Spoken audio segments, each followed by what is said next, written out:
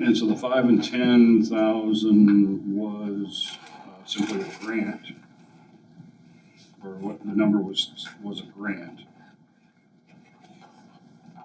for exterior work.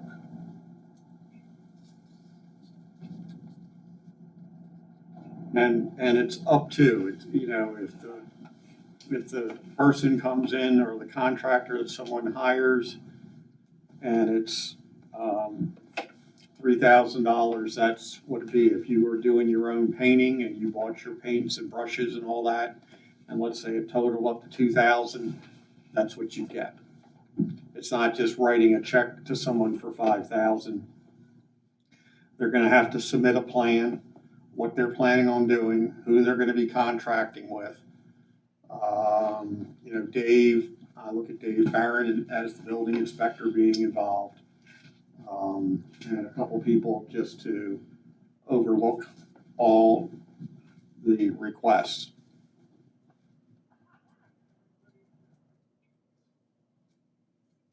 And this would be just one project, like if you need to paint and your roof needs to be, you have to choose one or other. That's the way I see it. Or it could be a combination, right? Well, Up to the amount. up to maybe the amount of 10,000. But I want to make sure we're not going down a, you know, slippery slope and then because some of that was the problem we had with the CARES Act. We were all of a sudden, the staff was having to make decisions. We did not at times feel comfortable making those decisions, but, you know, it was done to move the money out into the community. The first thing to do is ensure we have whatever the document is at the time it is presented. Just clearly states what the intent is, not necessarily the rule. So if there is some question, whether it follows directly what the rule says, you can see what the intent is. And it stretches it a little bit one way or the other, as long as it follows the intent, which I believe, and maybe that's the thing, is the intent community beautification is my original understanding of this. Well, I mean, Maybe that's what it is, maybe we change it.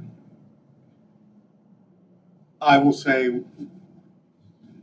there were a lot more things that we had not even considered or had taken into what we thought might be in CARES. This is a little bit simpler. It's, okay, you're gonna paint your house. You're gonna either side your house. You know, the question is do you wanna do roofs? Or do you wanna take that out? You know, and you've noticed we don't have doors or windows because there's usually another fund of money out there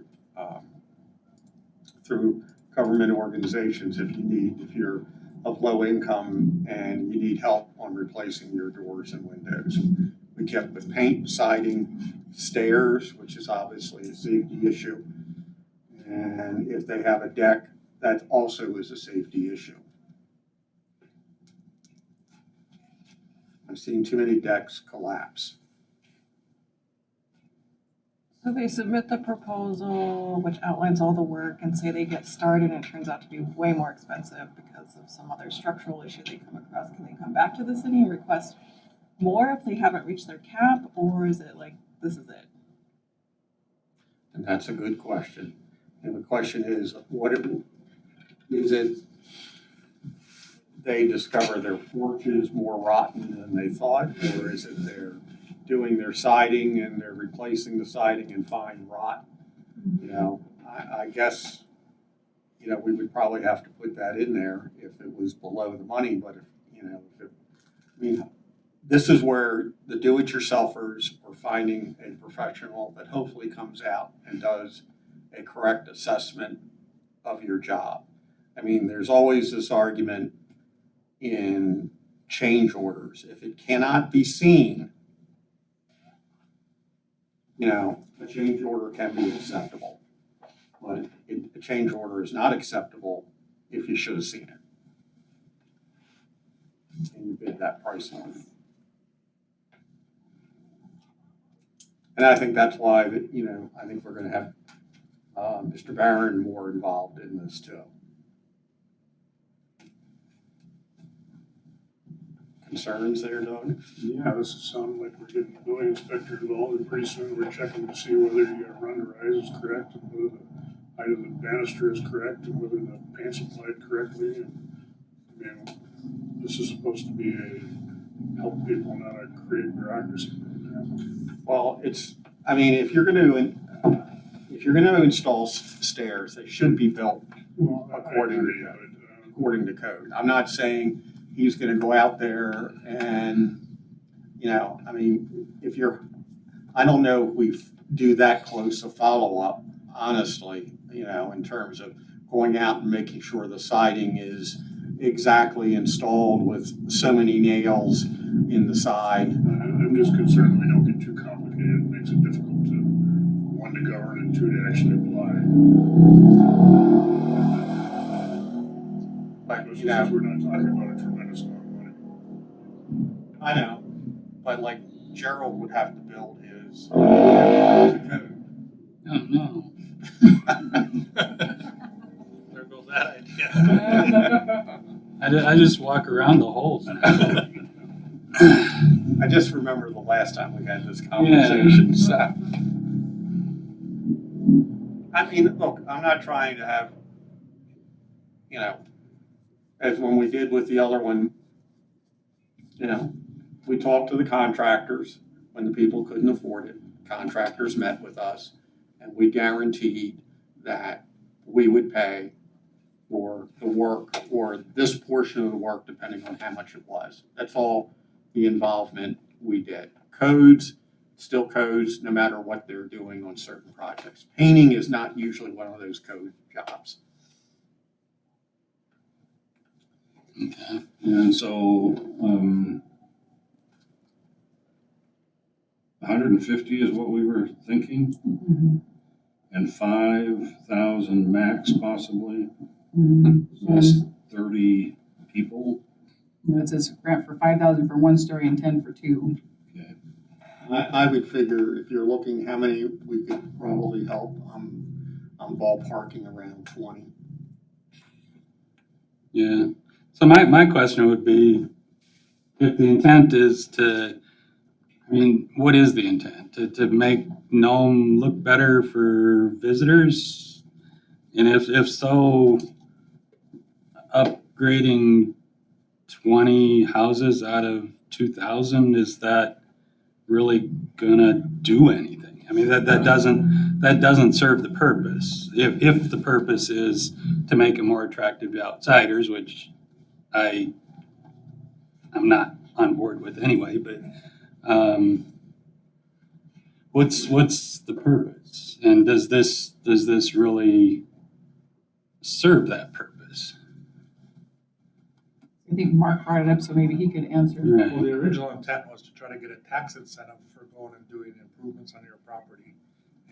And to make our house is not in very Yeah. good order right now, and so to give tax incentives, but then it was said that the tax incentives were It'd be kind of problematic. cumbersome. Yeah. And so we came up with this grant program, and 150 for 20 doesn't really sound like very much of a Right.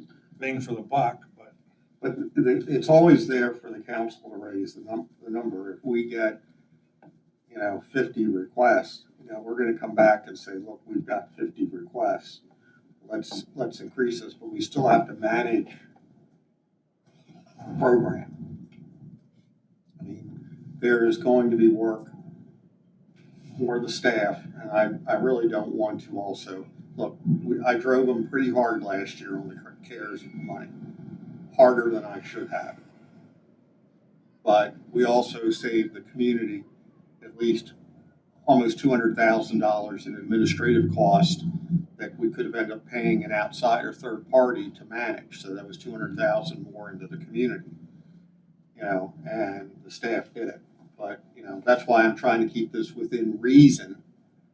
And if it's very successful, then let's come back. So this is something we could do like over the next couple of years. We could say we're allocating this amount of funding this year, and then possibly if there's no interest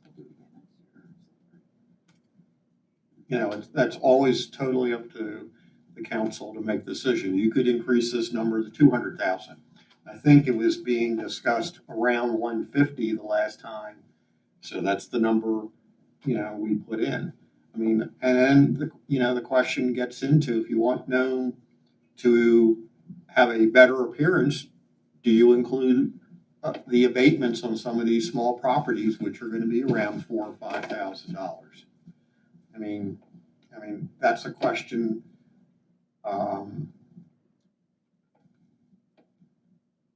Because sometimes it's hard to get this money back. Scott? Yeah, I was just curious. The reason I came here is because, the city might be offering me $5,000 to paint my house, which needs a paint job and some exterior work anyways. And I'm doing the math, I think like John was doing, and, 15 or 30, depending if you got a 1 or 2 story, this is gonna get exhausted. My guess is you're gonna, once news of this hits the street, and I don't know how much people know, I think you're gonna get overwhelmed with applications. I mean, I'm trying to think of the reason why anybody wouldn't apply for this program. The city's gonna pay me $5,000 to fix my house up that needs it anyways. I mean, that's great from a homeowner's perspective, and I will be one of the first, I guarantee you, to get in line for this.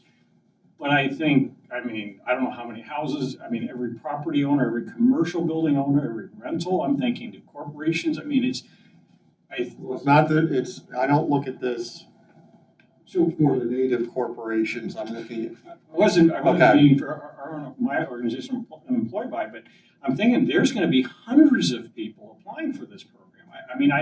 I don't understand why anybody wouldn't apply for this program if you need to paint your house or fix the stairs or fix your roof. And I guess I'm thinking to myself, as a homeowner, I think it's great, but as a taxpayer, and I'm thinking, where's the end of this? And I'm assuming I don't know where the pot of money is coming from, and I assume it's CARES Act funding. But I'm thinking, I don't know the complications in terms of doing a tax credit or a tax incentive or property tax adjustment or something, but to me, that makes far more sense from a structural standpoint than sort of trying to do an individual grant. I'm gonna be, if I don't get, if there's say 30 people that get accepted this year, but stays at 150, and I'm not one of those 30 people, I'm gonna say, why wasn't I selected? So I think maybe I think we're underestimating the desire, the demand. There's a lot of deferred maintenance in town. And I think I would be surprised if literally most of the property owners in Nome that qualify don't apply for this, because there's absolutely no reason not to. So I just want to make sure that we have a realistic understanding of kind of how this is being put together. So there's a way to do a lesser percentage as a tax credit. Again, I'm not trying to talk down the program, but that might be more fiscally reasonable. So I guess the problem with the tax credit is just an administrative nightmare, or Go through the assessors. I don't exactly know how we do it.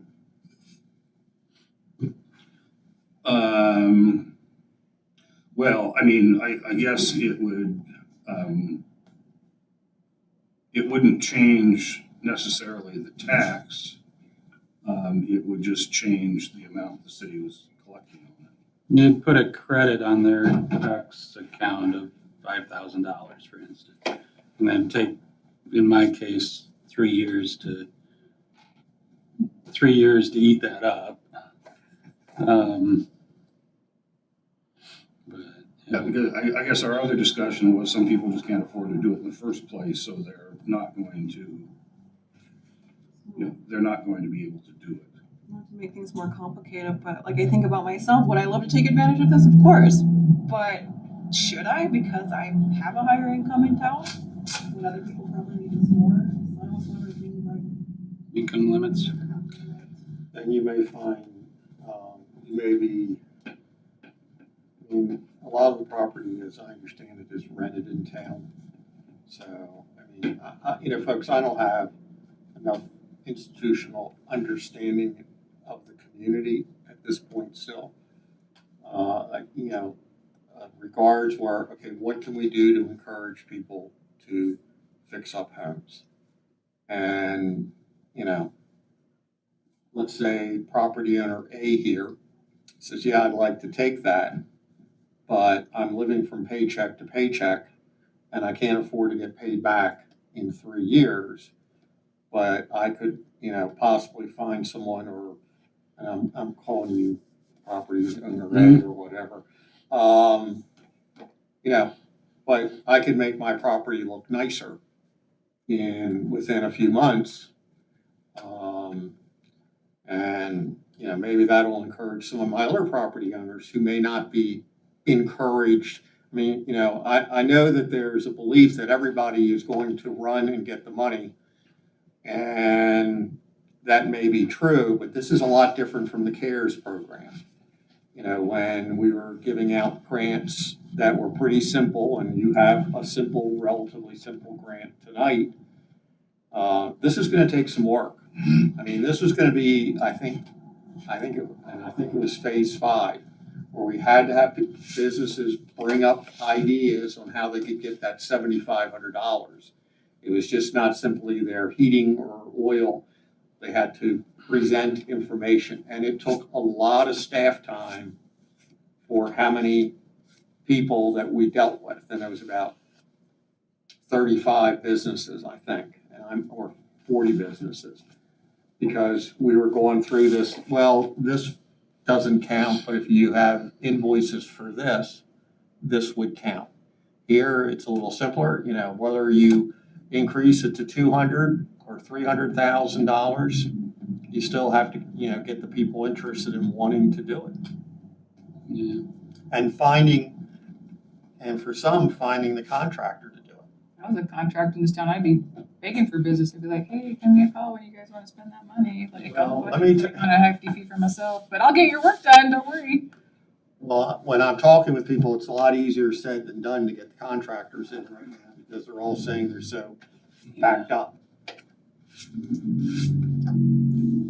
I guess it seems to me that it becomes problematic if we're then, putting limitations on, other than commercial, potentially, on a residential property. It could be something like it has to be your primary home, or those types of things. But if we're going to start getting into the basing it on income limits, that's some of the problems already with some of the programs that exist. Is you've got those that are eligible and you've got those that are ineligible, that may be in this group, but I just don't see from a city perspective and spending, giving one taxpayer's funds to another, that it's based on income. What if it was like, for those over a certain income, we'll cover up to 80% or something, or 75%, and then that way they have to like chip in a little bit, and those who are, and I don't want to make this overly complicated, but I like the concept, but like if you're under, a certain limit, you would just otherwise never be able to do this, then we'll cover the full cost up to the caps. I'm just trying to think of an equitable way to distribute this into a community that I think we have a pretty disparate, income stratus. What was that latest article in the paper said that 25% of our community is below the poverty level, so take a wild guess where our income levels are at. It's a really high number. It is. I think I saw something recently, just today, on the new CARES Act money that's available that they're revitalizing or whatever. And they have that, if your income is your net business income or your gross, it's based on net, but then your criteria for how much you get is based on gross. And at certain levels, you get 80%, and then as your gross goes up, your percentage goes down. So it's really clear that they'll try to give out more money to the people who are the smallest businesses at a higher rate.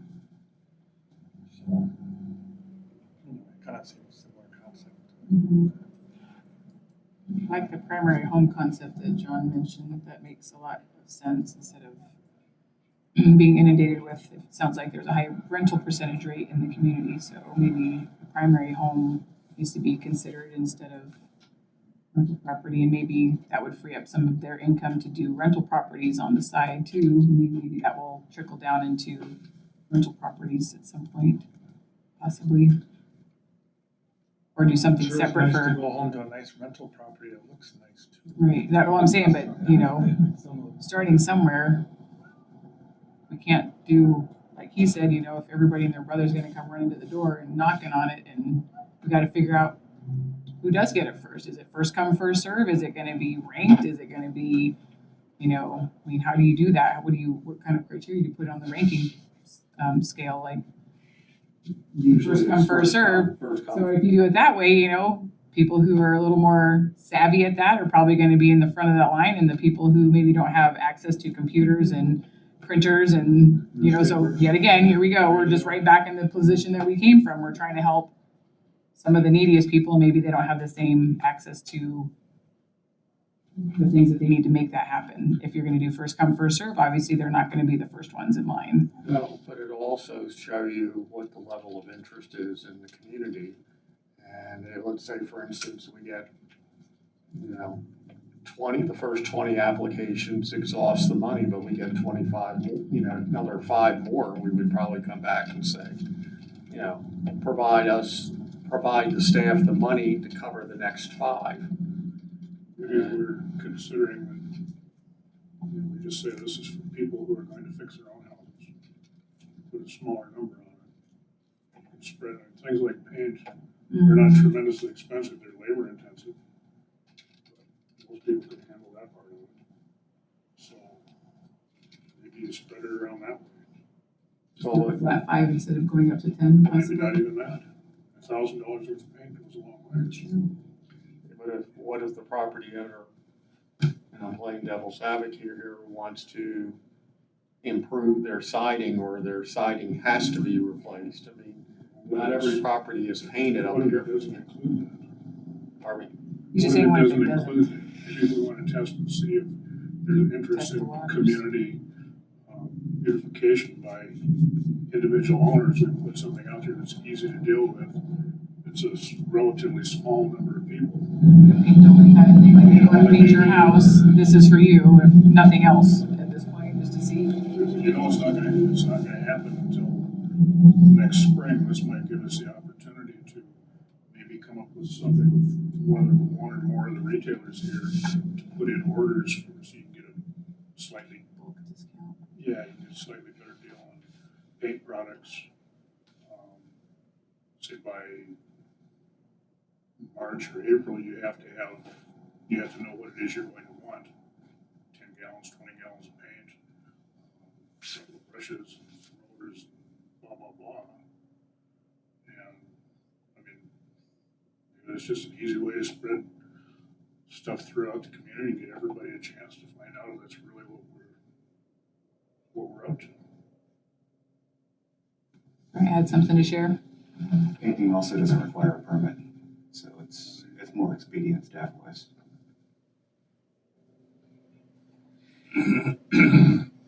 Painting also from a visual, when somebody's driving by and determining the percentage of depreciation of a structure plays into it. That's what people are afraid of. Did we already have that discussion that that's Yeah. not going to be a factor?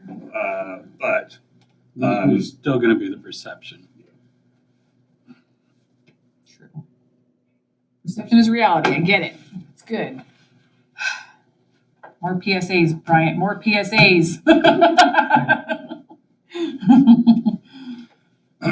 you know, I guess one of the things when we were talking about the paint deal was, you know, somebody's just gonna let their paint freeze and yada, yada, yada. Take that chance. You know, I mean, if we, you know, filled this room with paint cans and there's orange and there's yellow and there's green and there's blue, you know, you're eligible for, you know, based on your square feet for X number of cans of paint, and When the room is empty, that's the end of it. Or you set up an account with builders and Yeah. outsiders, outsiders. But, Grizzly. but I guess it was just the Yeah. visual on the I thing. mean, they can mix whatever color you want, is what I was thinking instead of. But I like where you're going with it. That you show up, whether it's here or one of the businesses, and you've got a thing from the city saying you're allowed X number of gallons of paint, whatever color you want, and up to whatever, and brushes and rollers and pans and I don't know. Sprayer works really good.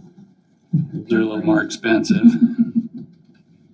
Well, if the paint is out there and available and an eligible thing, we need to start getting the pressure washers out and Yeah. blowing the old stuff off. Yeah, 'cause- yeah. I like the idea of doing paint, maybe dipping our toe in the water, keep it small. If we could have some kind of income, I guess ensuring that those who need it the most are getting it, and those of us who make a lot of money aren't just taking advantage of the system and getting richer, because I don't think that's fair and kind of, to me, defeats the purpose of doing this.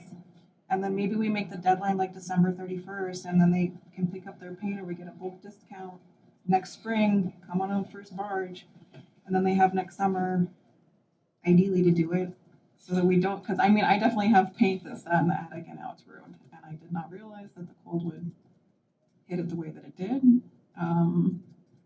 So I would hate to see us like spend all this money and then have it just go to waste or something.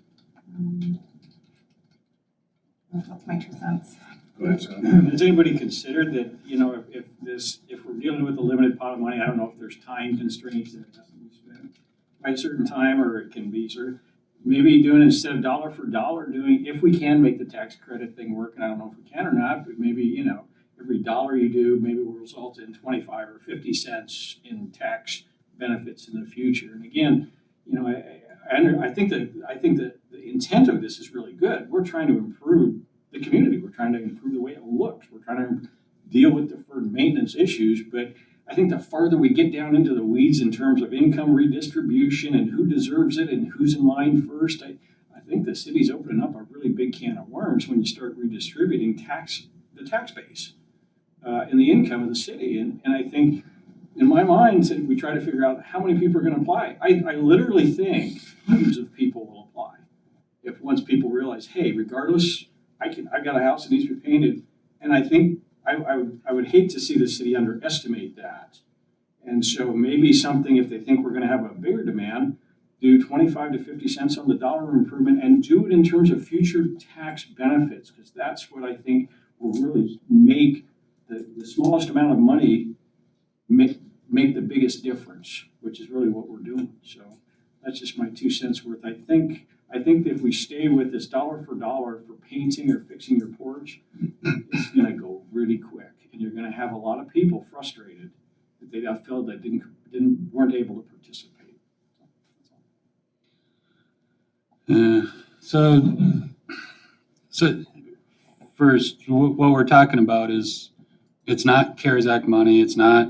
It is actually taxpayer money, taxpayer dollars. I mean, we're talking about there's some surplus in one of the city's savings accounts that goes towards closure of the landfill or something, which to me that doesn't matter, because we can always just transfer that money into the general fund and use it to offset property taxes in the future, lower mill rate next year or whatever, or extend the 2% sales tax holiday another year or whatever. So the source of the money doesn't matter to me as much, because it's really tax dollars that could be offset. So then when you look at it that way, I guess some of the income disparity stuff is already gonna be addressed to some extent because the people that are paying the most into the pot are the people with the nicer houses because they're paying a higher tax bill. And if we're talking a $500,000 here, or if we double it to a full mill, then somebody that's got a $85,000 house isn't contributing very much to the pot, but if they take advantage of it, they're getting the same benefit. Whereas somebody with a $400,000 or $500,000 house, I think we have houses that are that expensive, right? They're putting a much larger chunk of money into the project or into the pool, and they'd still be eligible just for the same benefit out of it. So I guess that's where I think the income disparity to some extent gets leveled a little bit. The other problem, of course, is that I think a larger percentage of renters are lower income, and they're not going to be eligible. So, because if it's just owner-occupied housing that we're looking at, and I hesitate to expand it to rented properties just because then all of a sudden you've got, one landlord with 50 properties and there's your whole $300,000 gone. But Well, I think it should be one property per year per owner. So just like you said, the 50 property owner has 50 properties, he only gets one bite at the apple. yeah, and I would just make it owner occupied, I think. I mean, But, that's what we were thinking of Yeah. when we were kicking some of this around amongst the staff. at least to start with. And maybe, depending on popularity, maybe we extend it to the rental properties in the future or something. I mean, I'm not 100% sold that I'm even on board with this program, but What are and your reservations? my reservations are that I don't think it's going to make a whole lot of difference in town. I mean, if one out of every 10 or 15 houses gets a facelift, what is the intent? Is the intent to make that individual homeowner feel better about their house, which is fine, but why should I pay in my taxes for you to paint your house if it's just just so you can have a nicer house? I mean, my house definitely needs painting. It hasn't been painted in at least 20 years. My deck literally does have boards missing, holes in it, and that kind of thing. I wasn't making that up, but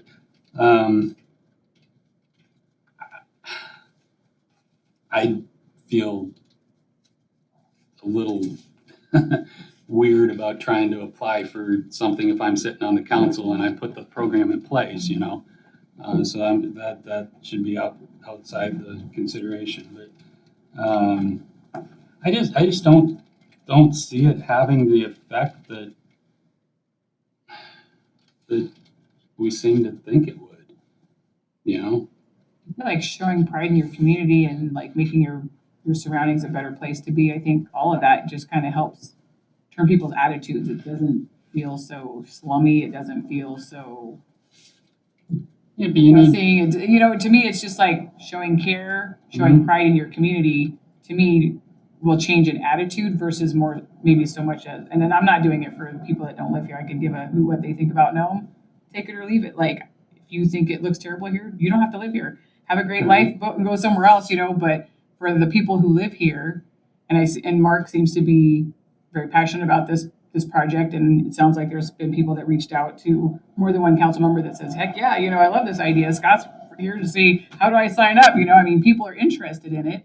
And I don't think it's just for greed's sake. I think it's because people are like, hey, you know, I want to show that I take pride in my property, but I haven't been able to because maybe funds are tight or, you know, whatever. And then I just think that just people showing that they care about where they live, taking the time to paint their house or fix their deck so that they don't fall through it, or, you know, put a flower pot or two in your front yard, you know, or, you know, fix the stairs on your deck because they're, you know, laying at a, you know, an odd angle that probably isn't safe for people to walk up and down. To me, that just speaks volumes about our community and how much we care for it and how much we're willing to put into it, invest in our community, because the more we invest in it, the more other people are going to look and go, nice, you know, and we've got all these big projects that are trying to come up and people are going to consider possibly moving here. And I think the more that we present our best foot, that the better off that those projects will also go, because we're showing that we care enough about our community to have things like that come to our community. But if we keep doing status quo and, you know, letting our places go dilapidated because we feel it's going to lower our tax rate, probably not the best plan we ever had. Well, I think as far as community beautification goes, I think fixing our freaking roads could be the first thing. I mean, all your money for fixing your house is going into repairing your vehicle because the roads are just tearing everything out. Yeah. We got asphalt out here that's got holes that are a foot deep. Yeah, those are state roads, but Well, still. I understand yeah. that, but we need to be on the state about fixing that. We need to fix the ones that we have purview over. I got an idea. Maybe people should apply for the jobs that the state has open, Oh, because there that we would be go. super fantastic, because right now, they don't have anybody to do anything. Right. Just saying. No, it's a problem everywhere, but If you don't got anybody to do the work, you can't do it. maybe more, What's that? maybe you have to make the job attractive. They're trying, but you know, it's a state job and they can only do so much without the state stepping in. So there's that. Well, the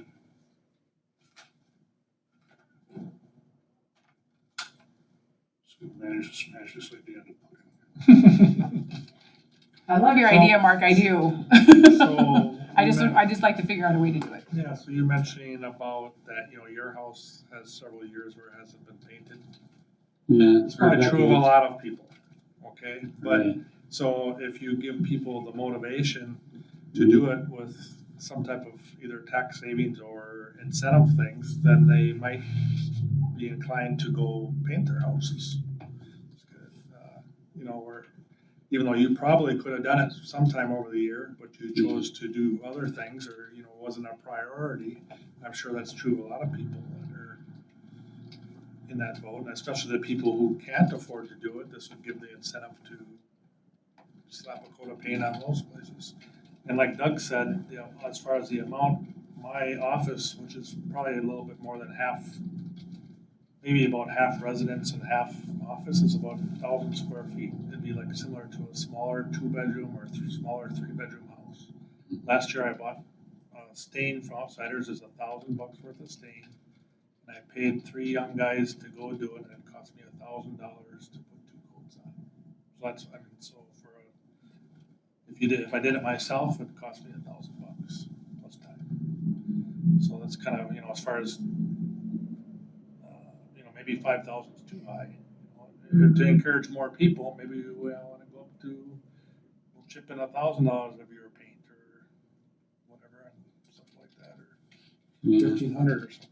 But you also have to keep in mind that there are elderly who cannot paint. Well, I bet if they called on the graces of some fine young people in this community, I bet we could make that happen though, and that'd be a great way to bond our community together. Elder painting, because people love to help elders out. I think that would be a great community project. When you said elder painting, I had a completely Sorry. different.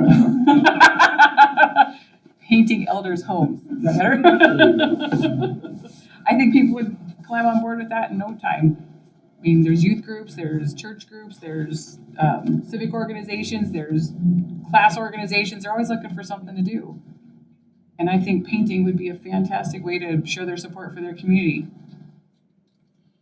I love it. I love it. I guess, that's just like getting into,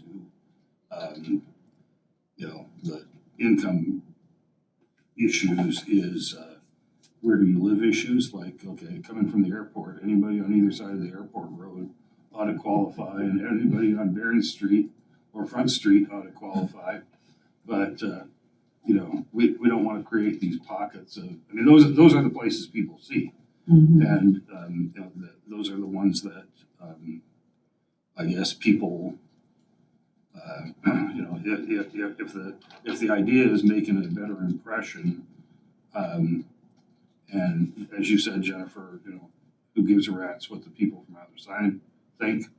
But you know, from the flip side, we've got, you know, teachers and doctors and other people that, you know, do get a familiarization tour to come into town to see, do I want to live here? And you know, City they manager. kind of take notes of some of those things. But as much as we might want to diss Nome in this, I'm not going to say the place, I'm not going to say the person, but it's another community in Alaska that has plenty of money that they could put into paint if they desired. And now you've figured out where it is. So that one rich community Yeah. in Alaska. Yeah, one room. And apparently there's like one or two painted houses up there, except for, you know, the public, two fire stations and, you know, a few other ones that are great. But, you know, the comment was, you know, we speak badly about how terrible Nome looks. Well, you know, it's beautiful compared to some of those other places. But I guess that kind of speaks to, you know, what's really important to people. Kind of like my daughter, Gabby, was saying, how come people mow their lawns in Nome, right? I mean, driving around and it's like, there's a perfectly manicured lawn. Why? You know, why? It's bad for the environment, it's out of place, it's not natural. I mean, why would somebody cultivate and dig up all of the natural vegetation in your yard, on your property, and put something artificial there, and then have to spend time with a lawnmower cutting it, you know, when the natural thing, and these are her thoughts, the natural way of life is to have native plants and tundra, and, you know, I mean, It brings that it's person joy, I would better imagine. for the environment. It's, you know, so, you know, to look at somebody's property and knock them down a notch because they have so-called weeds growing in their yard that may even have medicinal values. Who knows? I mean, us white people don't know necessarily. I'm learning, but you know, and I think that can be applied to the house. You know, the way the house looks also. I mean, paint obviously doesn't mean a whole lot to a whole lot of people. You know, as long as it's a structure, you know, you keep it dry, you keep it warm. You know, why should I care what somebody else thinks about what the outside looks like? And I know that, you know, somebody that my answer to her was, you know, well, down the lower 48, that's how they do it. And people come up here, they move from lower 48, that's what makes them feel comfortable, is to transplant a little piece of the lower 48 into their current surroundings. And her response was, that's stupid, it's Nome. You know, you're gonna come to Nome, accept Nome.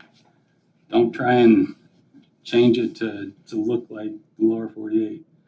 So I guess that's rolling around in my head, you know, Did you hear about the flowers that people have around here? Does she like, I mean, because I know she's into gardening. Well, We were talking about more- She was very excited about the gardening aspect of things. Yeah, and more I for see flowers raising- everywhere, and most of the flowers that we have here are not indigenous to Nome. right. And so I'm just curious, like, Gardening is more of a food security issue. oh, she wants Not- that part of the gardening, not the Yeah. flower part of it. Right. And there are a lot of plants that do have value to the indigenous community, and rightly so. So, yeah, we found some really good berry patches this last week or so. Anyway, I guess having talked about what the outside and the like of things, the fact that things are covered by snow for X amount of time, often people are more concerned how comfortable they are on the inside and not caring what it looks like on the outside. And so you have that to deal with as well. The pride and ownership issue, I think, it more than anything. And I mean, you show pride and ownership, you show pride in your community, and it's just going to trickle down into other feel good things about where you live. And and I guess I'm saying that pride and ownership does not necessarily. No, it doesn't have to be that way, translate but into that's just a way to pretty show it. facade Is what I'm saying. It's just a way to show it for some people. for some people. Well, it's just like everybody loves the fact that somebody decided to put flower baskets up along our streets here on Front Street. Just area beautification. The flags that I forget, Paul Costo and his group put up. It's just another thing that brings a little bit of community pride. They're not indigenous to Nome.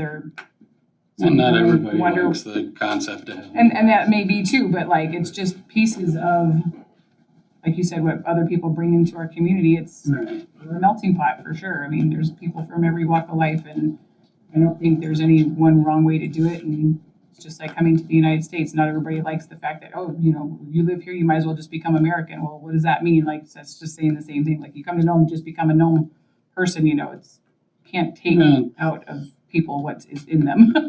Well, just more don't of a really have. respect issue, I think. I mean, don't, But I disrespect what they bring to the table too. So well, them bringing it to the table is disrespectful. I don't agree. In a lot of, I mean, it's it's colonizer mindset, okay? I mean, you think that and this will be the last thing I say on it, because I'm getting way off into left field where I shouldn't be at a council meeting, but for me or anyone else to come into a community and say that my property with its manicured lawns and nicely painted outside, this is how things should be. That is pretty much the definition of. Who's saying that? I was gonna say Nobody's Well, saying. I mean, we're nobody's saying that. getting So why- awful why- close. Yeah, you're getting down the weeds because nobody's saying that. We're getting close. No, we're not getting anywhere close I to was gonna that. say I didn't hear that conversation. It Right. was an opportunity if you wanted to take it. It was not ever said that you have to, and I don't think by any means it was implied that you needed to. What if thinking of the community gardening idea, Mhm. what if we gave people funds to start a garden? Like grow vegetables and food security, and thinking about In their being yard, you mean? healthy. Yeah. Like for my yard, okay, so I put down grass. I have a lawn now. Which I know, it looks Gerald's great, by the way. fine. Which I know is not the greatest, and our goal is to have beds where we could grow fruits and vegetables, and we put in fruit trees and fruit bushes to see how they do this year and whether it's something that we, have the time and funds to kind of invest in. So, we have that whole extra empty lot, and I would love to build up some beds, and that's why I've been taking Cheryl's subarctic gardening class so I can figure out how to do it. But like that takes an investment, like building the beds, knowing what kind of soil you need, I was kind of astounded at how much soil costs to fill those beds so that it's, you know, the proper whatever to grow whatever it is that you want to grow. So what if, and I mean, I don't know how this would play out because I guess not everybody is like me and has a double lot. But what if, you know, instead of doing something, I don't know, that feels maybe a little superficial, like painting your home. I mean, I would kind of make an exception for like safety or structural issues. I think we do have a lot of deferred maintenance, and I do think that's definitely the way that people have pride in their homes. And I mean, I think about that myself and painting my house, and you know, I want to come home and, you know, I love my home, and that's one way that I show I guess my love for my home. But anyway, but what if we put this towards people building a garden, or we put this towards a community garden, or, you know, that's I mean, I We do guess have $15,000, I want everybody to remember, towards looking at a community garden. And we're looking to find where to put it. And, you know, one of the questions is gonna be soil, you know? And, you know, there are some who say we have a community garden right now that's available. over The that one way. corner lot. But, you know, you all were looking at possibly a quarter to a half acre to get started with. And we want to have Mr. Belize give us some assistance on where to put it, because if you put it in the lowest area of the town right this year, you know, you'd have 2 feet of water in it at different times this year, because I've seen it all over the community. And a lot of people, their gardens were washed out this year because they were underwater. Because we were getting those complaints in town. My neighbor filled his lot. I lost my backyard. You know, what are you, the city, going to do about this? So, I mean, if I just want to know from a staff standpoint, because I know this has been discussed, and I know there's something else. You know, do you want us to look at just a painting concept and talking with Grizzlies and builders and say, okay, would you, you know, and I'd like to split the business between both, you know, say, look, if someone came down to you and said, I wanted to paint my house, it's approximately this amount of square feet. Now, I can tell you, because I know Mark and I talked about it, if you're painting, sometimes you need 2 coats of paint, because if you haven't painted in 20 years, I'm gonna tell you that paint's gonna go in that wood so fast, make your head spin. And the same thing with staining, you know, so that it is done well. You know, I can turn at one point, my daughter loose on painting, and I would be going around and repainting everything she did. And she was a teenager at that point. So, I mean, just because kids can paint doesn't mean they know how to paint. They may be able to roll, but it may look like it was painted by a 16-year-old. And I say that very serious. I love to paint, so I'm not going around painting people's houses, but I do love to paint. And I like seeing it done right. And I think that's what everybody, you know, they're gonna wanna see it done right if this organization is gonna be putting the money into it. So, sounds like we allow up to 2,500 to 5,000 bucks for, depending on 1-story, 2-story. And square, I mean, my house is 2,500 square feet, 2 stories, so, it's gonna take more paint than Mark's office, but, and just pay for the paint, that I mean, I guess I won't oppose that. It's a relatively minor dollar amount, $150,000, $500,000. So it cost me $150 in my taxes, or no, $75. Yeah.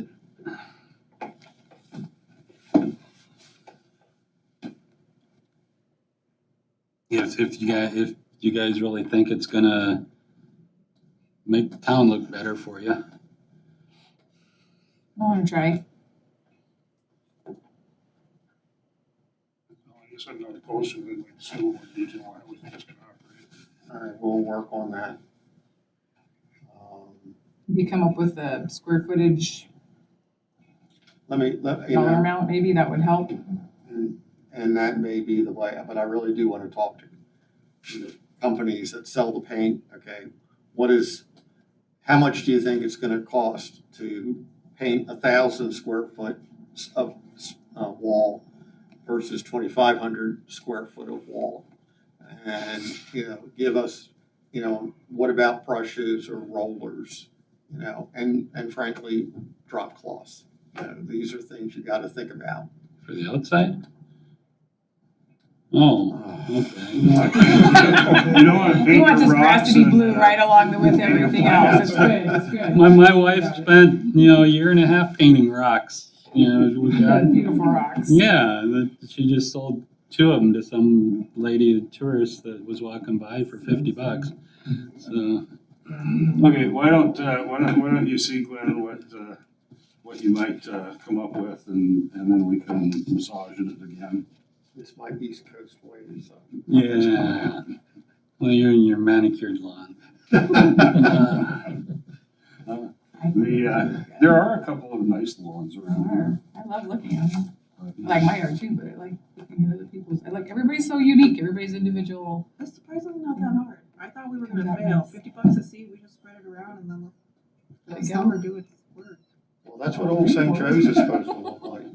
It was supposed to have a nice lawn on Old St. Joe's. That was the vision. Mhm. And, It tries. I'm not giving up. We may need some of that soil. Well, it may not be native to here, but, putting something over the rocks, it does help with the dust. It does. So, let's not We forget definitely that. did not put weed barrier down. I want the native plants. I totally, all the stinkweed and fireweed, I love medicinal plants. That's been my jam for this past year. And shout out to Darlene Trigg and Eva Manadaluk for teaching me about them because I love it and I want to see more of that. So that would be really sweet if we had hanging baskets with yarrow and stinkweed, or Oh, you yeah. could just go pick your medicine. And some is like mosquito repellents, or it takes the sting out of bug bites, or so many things.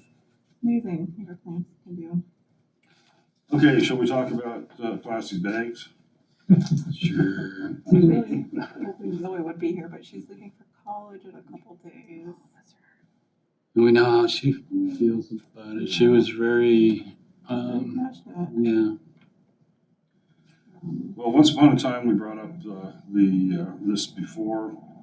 I can't remember if it even got considered and voted down or what have you. I don't think it ever got considered. Anchorage, BC, before COVID, I was asked to go out and contact Hanson's and AC's. Neither one had a problem. So that, and then everything went, sideways with COVID.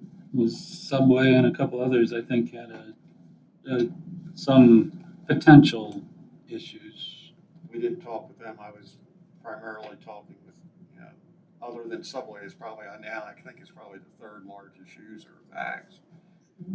But Subway has paper bags. Hawaii. Yeah, and then I'm sure they could manage. Yeah. Good. And say their company makes them, so it's just a matter of. I'm sure the cost is probably more, but they make them. well, it seems like the thing got way more than plastic bags when we were talking about it. It started going into food containers and yada, yada, yada. And, start small probably is a better thing. And If you want it to pass. What's the intent of the plastic bag ban? Just out of curiosity, I didn't miss that. I must have missed the first. They're blowing all over the place out at the So it's landfill. like a beautification type thing. Yeah, if we're gonna talk about painting our houses, Environmentally friendly. They're not environmentally friendly, just so we're clear. So that's why I'm asking, is it to make Nome look better? Because I would be way more on board than the environmental impact, because I did a lot of research before this meeting, and they're not always more environmentally friendly because of all the additional costs that it costs to make heavier plastic bags, as people will start buying those instead. They're like, I read this one article where it was like 140% increase in the purchase of heavier duty plastic bags versus the single-use trash liners, because people wanted to put a trash liner still in their trash cans, and so they went to heavier plastic ones, which of course costs more, is worse on the environment, blah, blah, blah. Same thing with paper bags. And it just expounded. It was ridiculous. And if you'd like the link, I would be very happy to share it with you. It was very enlightening, but they kind of showed that it doesn't necessarily equate to better environmental impact. But if it's a beautification thing, I totally get it, because there's nothing worse than seeing trash bags blowing in the trees around here. But just wanted to be clear on why we're doing this. Well, the modern, I want to say, trash bag at the store is much friendlier environmentally. And because we do not have paper recycling, or what I call corrugated board recycling, and when you go to AC's or you go to Hanson's, a lot of people use board, and that is difficult to use when you put it into the ground. I mean, and there are a lot of issues on recycling, period. But with the bags, the one issue that they were talking about is they're all, at times, all over the community. And, we get complaints from Sit in the Suck out by the landfill. They call us telling us, the bags have blown over. Then we go there and, pick them up in the winter months. It's a little harder. But we're trying to be good neighbors out there, so there is some labor. The city has tied up there. You do have a vacuum cleaner out there that helps. But, no matter which community you go in now that still allows plastic bags, they're all over the place because they just blow. Someone was suggested, well, instead of getting rid of them, encourage people to tie them up into a knot and put them in a waste container, so they're less inclined to get the wind into the bag and creating that lift. So is that something you want to do, is do an education, or is it beautification? Because, there is no good solution right now on recycling up here. What do we do with it? I guess, the option, at one point in time, the stores, kind of balked at the idea of switching just because it was a cost issue. But, now you've got the stores kind of passing that cost on. When you're in an Anchorage store, it says how many bags did you use, and you pay something for it. And I know that the plastic bags are very convenient to be able to take your groceries out on your arms as you leave. The amount of rain that we have, the other ones don't always last, or you're making multiple trips. And I guess then, is it only that it would be in stores because people are encouraged to bring their own bags for bagging, ostensibly reusable ones? But I can bring my own AC bags, as they're called, to the store for the next 15 years, because I crunch them up and put them in a big bag and use them in my garbage cans in different places, and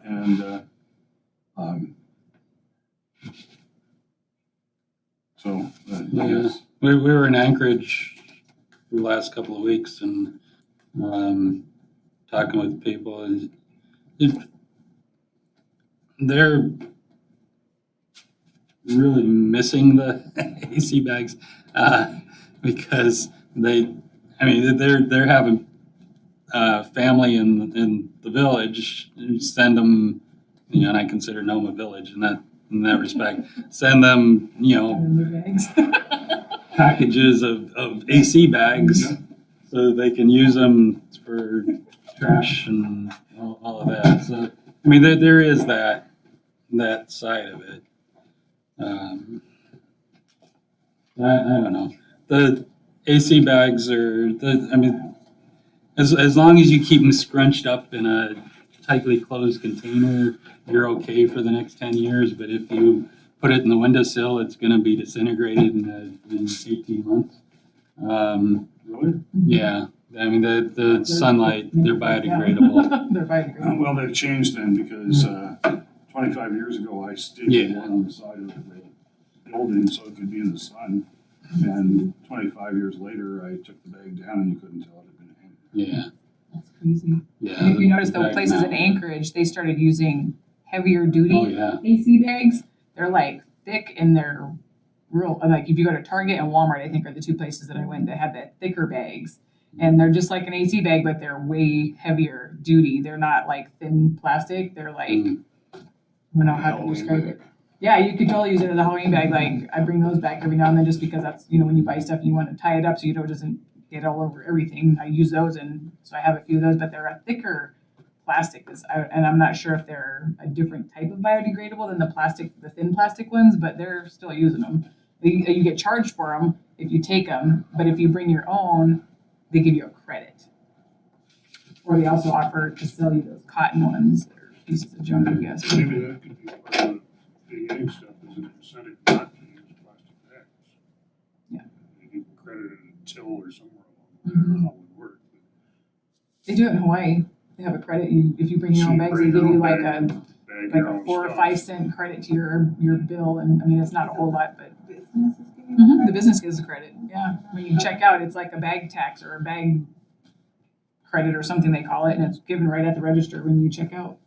You administer that.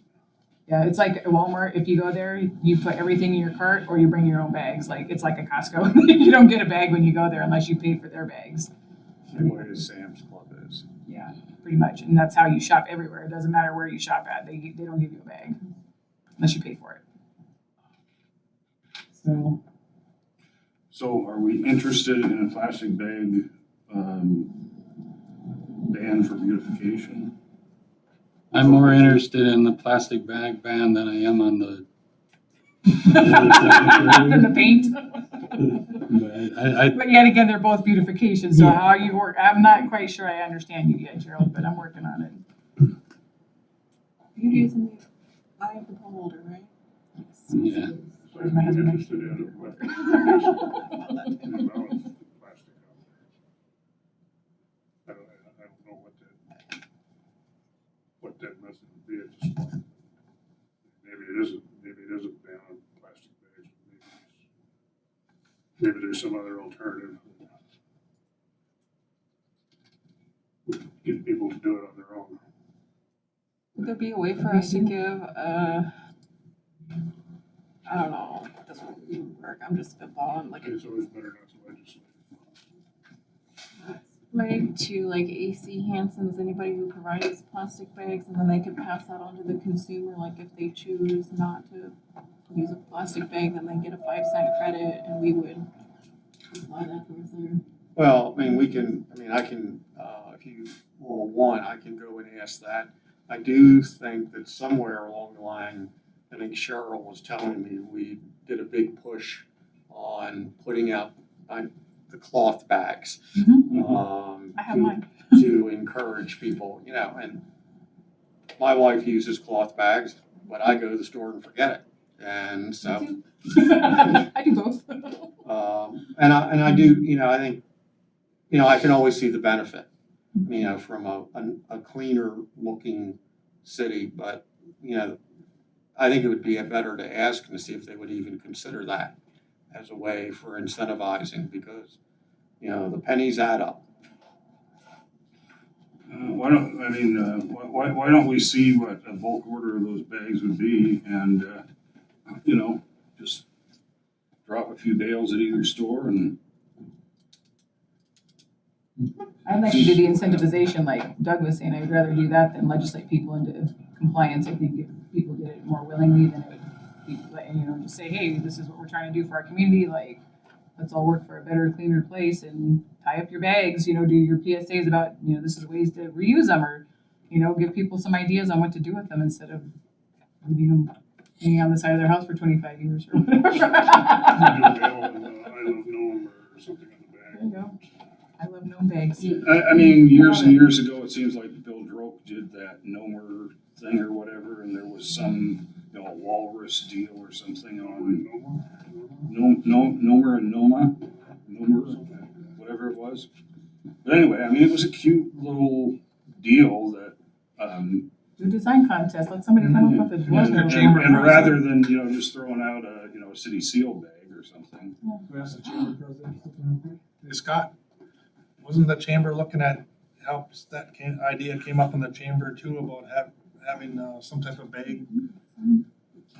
Oh, the chamber was looking at sponsoring like shopping bags, so we would do the cloth bags or the reusable ones, and then businesses could essentially advertise, chamber members or other ones, and there's a lot of support for that. I think we're still figuring out the details, but yeah, we were doing that, and there was a lot, and then basically selling them for a nominal fee, whatever it was. So if there was a plastic bag ban, and I don't really have any feelings one way or the other about that, but if there was, then that would obviously be an outlet for people to purchase bags, and, you know, the local businesses could advertise on it, so.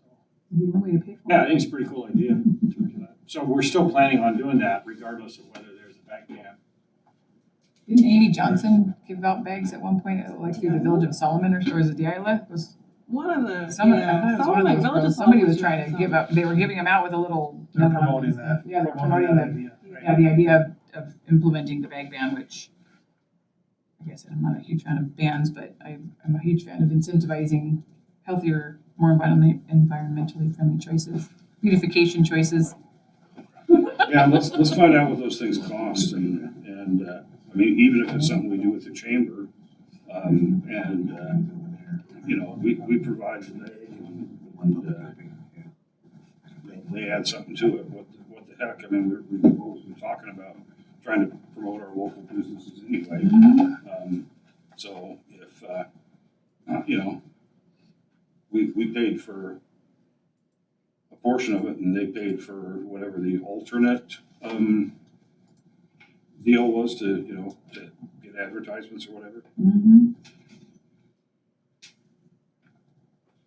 Good idea. Yeah, why don't we see what we can find out in that regard? 77 cents each. Which kind? It's just a real cheap reusable. Who should I have Paul contact on that? That's- Cheryl, I think, maybe Glenn. Cheryl's fine. I mean, I'm just thinking that she had ordered. She had ordered bags, Yeah. you know, and we still have bags upstairs. Yeah. We can combine efforts on it. Makes perfect sense. We usually give those bags out when we're doing cleanups. Right. Chamber for my ads, pay for the bags. Oh, yeah, city, yeah. Cool. All right. Well, we accomplished Try to remember something in more our hour and a half. The last 10 minutes. All right, let's take a potty break here for, Okay. oh, it's already 7, the clock is slow. Oh, Yeah, yeah. wait for Mark to get his. Yeah, let's have a 5-minute leg stretch here. Welcome to the party, Adam. Yeah. You're just in time. It's like my other job, my real job.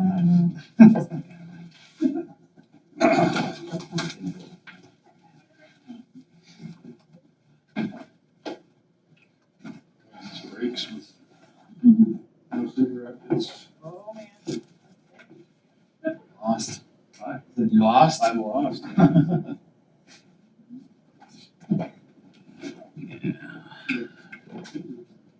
I do like the idea of letting people in their houses more than I like the idea of looking at metal putting on some kind of cannon. Putting that residential maintenance code. Oh, yeah. Place. Nice to do it. I just like the idea of having some local order and see how it goes. Do it. Well, your water fountains have saved you between upstairs and downstairs 22,000 plus monthly problems. It's an inaccurate number. Well, yours down here is, ours is accurate upstairs. We don't have that metallic tape. Is it kind of like the highway thing where you back and forth over the board or what? I run the water a little bit. Oh,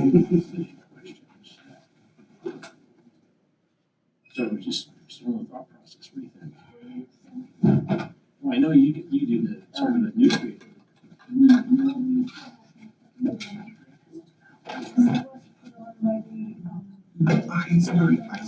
Sort of.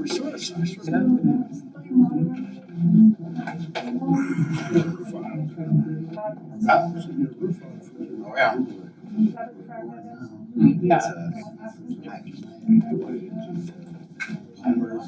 Yeah, so I think just because we've been talking about. Yep. I think if we did that, it could be really. Or something. But I don't know. I don't know why I've never noticed that before. I kind of remember watching and going to it Without that. I'm thinking about this.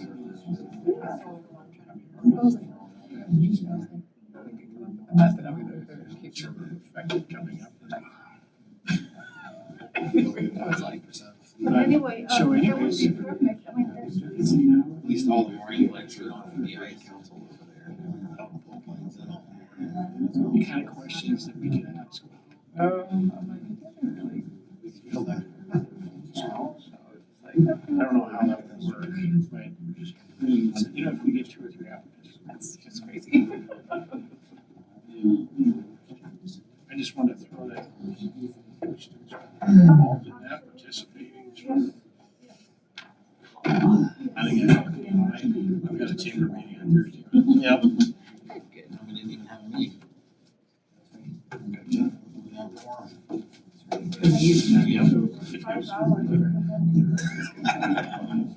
So I'm guessing. I think I saw him somewhere and he was like, hey, guess what, we might have me. I'm like, oh, where might be? Pretty broad. Ellie's in town now too. Oh, fine. This one. Cousins, they don't hang out with other people. Heck no. Cousins are way more fun. That's what I feel like my kids like to do too.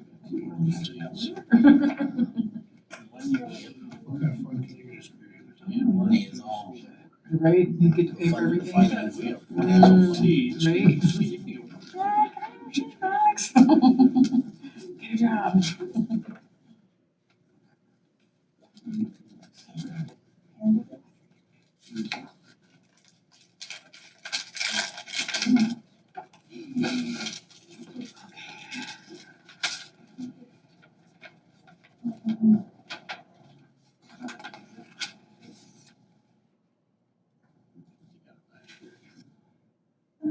Put that on your radar. We'll continue. So we're all on the same page. And then, you know, we have new sponsor. Sponsored by multiple people. Several people ask questions. Just here's some questions. And audience participation also. And then at the start, maybe have each candidate, 2 minutes to make the pitch. Yeah. We could, and we have the time, so we know, okay, this isn't going to go like 2 hours.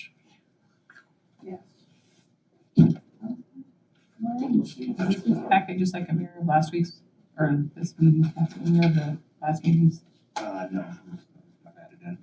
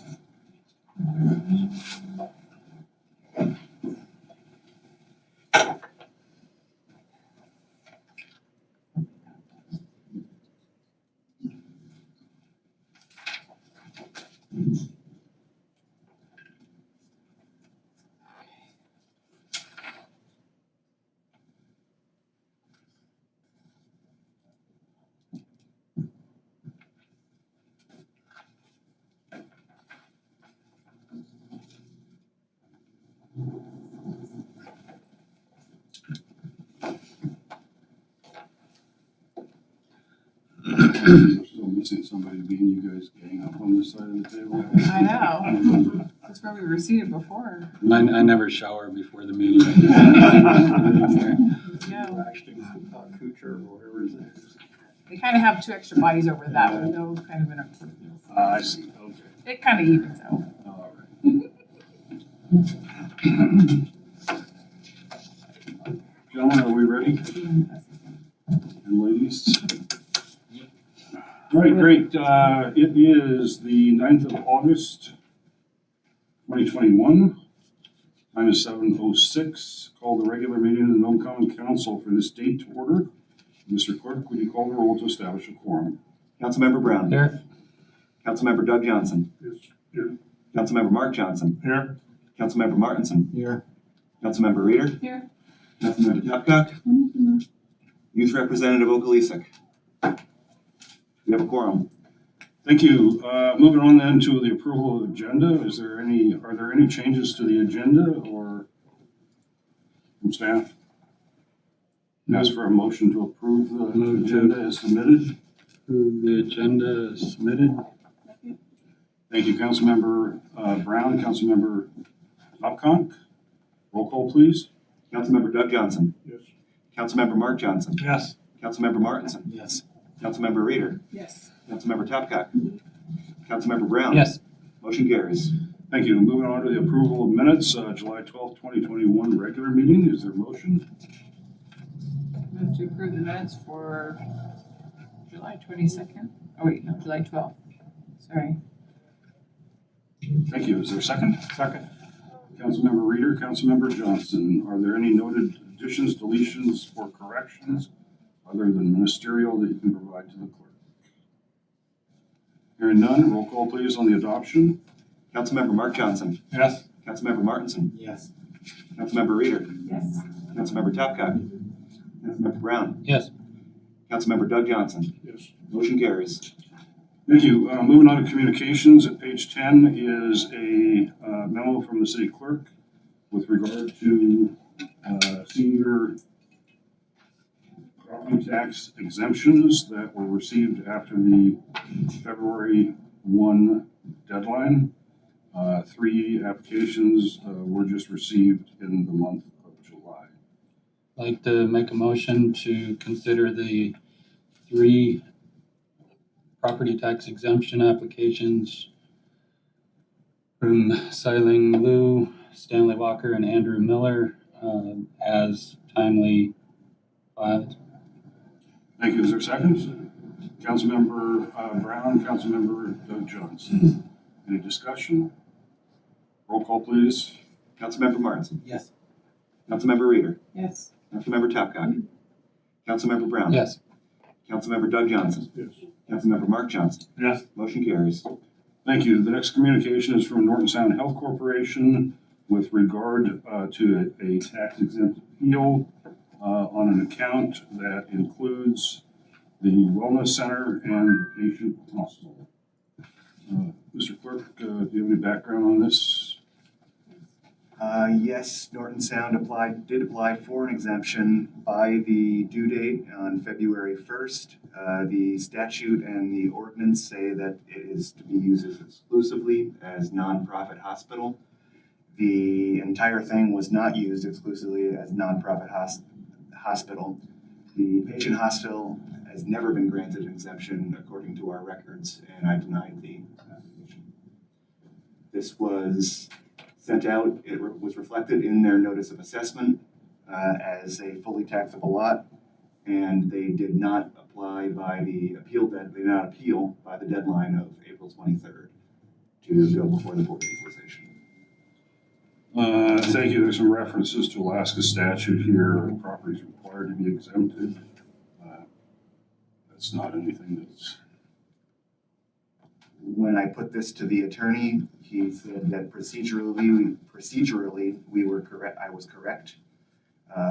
However, there could be an argument for apportioning out parts of it by square footage.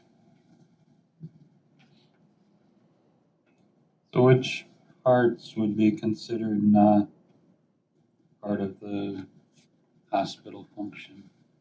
mean, you said the patient hospital in the past, but,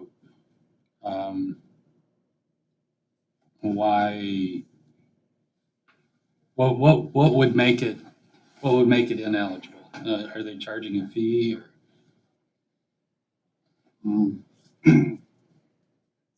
Well, my read on it was always that it's not the hospital, They're not providing an actual an hospital actual hospital service service. in that building, In- other than housing patients that really need to be there in order to get the service at the hospital.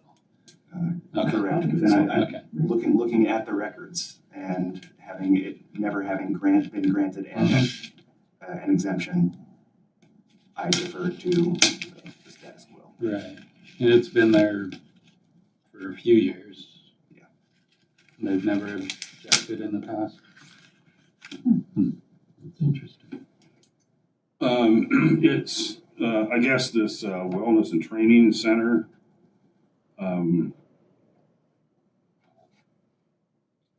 seems like it might possibly, to me, I guess, be in a different little category, or at least some of the functions. Well, I think everybody knows what's happened up there is they've expanded their services for wellness and health. I mean, obviously you've read in here the former building over this way, which they've now relocated the day shelter up there, which is a mental health service that they provide.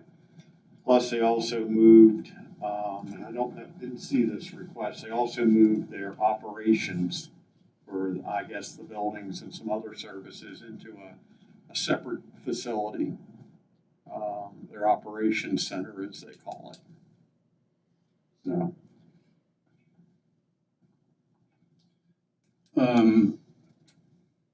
So it says the building will provide the space. I guess, do we get into a timing issue? Potentially that I plan to use this building for this purpose and therefore it should be exempt, versus I am using this building for this purpose. In the future, I will, if it's in the future, I will deny the application. But they are providing, I mean, I've been to that new building to see the tribal healer. So they are currently using that. And then, because the other thing they put in their letter was that they're using, right, the hostel is quarantine, which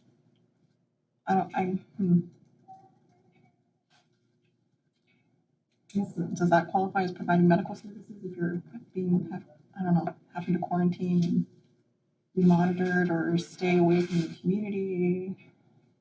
I don't know how that fits in, but that is what stood out to me, was that they were using it for quarantining. Still as a housing facility, they're not providing any kind of medical services to them, they're just providing a place to stay. That's the difference between a hospital and a housing facility. Yeah, but the housing facility is specifically for patients. They're not patients though. They aren't, No, they're just being quarantined, and so they're allowing them to stay there because they have to be quarantined. but that's. They're not getting Health issue. health services at that point. They're just being quarantined because they did the same thing. If you come up positive, then they offer you a place to stay if you can't quarantine from people that you're supposed to be around, and that must be where they do it.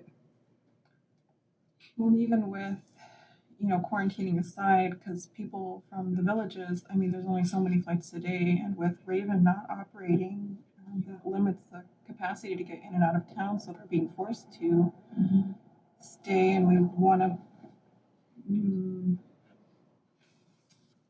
It's still housing though. That's the difference between the housing and the hospital. But it's, I guess, yeah, housing, but it's necessary. Was gonna ask about Quiana Care, but I mean, they're actually providing services there as well, besides the housing. Then I guess, the patient hostel building itself, basically used to have two wings. One was maternal home, and the other wing was just, in transportation. I don't know how, I mean, if there's any difference on that. That's a good analogy. Who runs the maternal home? The one that's over behind Hanson? Is that a north-south? I believe it's to the east of Hanson's. Yeah. Yes, that is north-south. And do they pay taxes on that one? Sure they do. Hmm. I'll have access to it on this computer. Good analogy. And your reason is because they're not providing direct medical services at those locations, they're just providing housing for medical patients? Yeah, someplace in statute it says this statute will be construed strictly in favor of taxation. Exclusively hospital services. I read it strictly in favor of taxation. Title 29 is littered with Nome versus Catholic Church and a few other places on taxation issues. There was a determination as to what facilities associated with the church actually covered.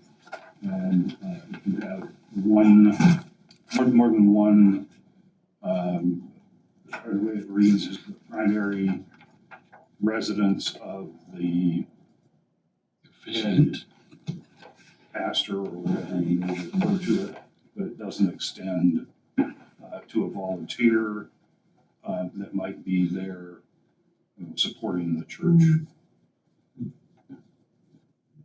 Okay, so the city clerk followed the statute. The city attorney has reviewed it and said that it was proper. Procedurally proper. Okay. But that we could possibly proportion out. Proportion out. Would that be like the training and wellness center, or, I guess I'm trying to understand that. I would recommend that that would be a matter that be visited next year, as they did not follow the proper appeal procedure. And they were saying they didn't get a notice. You said the patient househol's never been tax exempt. Not from our electronic records. Okay, so I just wanted to make sure I understood that. Okay, I guess so. To move this forward, is there a motion to grant the appeal filed by Norton Sound Health Corporation on tax lot 001.115.01?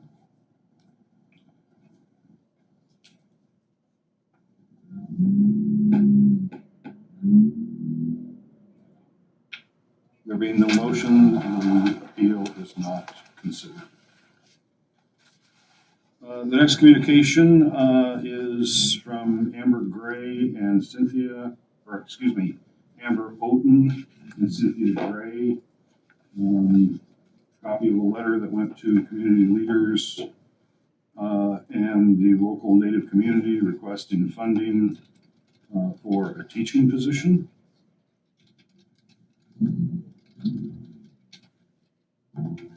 There's not really much we can do from the city side to support this, right? It seemed to me like the school superintendent went back to the city council with the request. And maybe they have some other funding that came in and might need to just offset some. That seems like the procedure is that the superintendent would go through their board and then it would come. Like, I totally get, I really appreciated the letter that they're reaching out and funding for this, and I would love to support it. I just, Right. seeing this letter in the packet was trying to rack my brain for what the procedure is.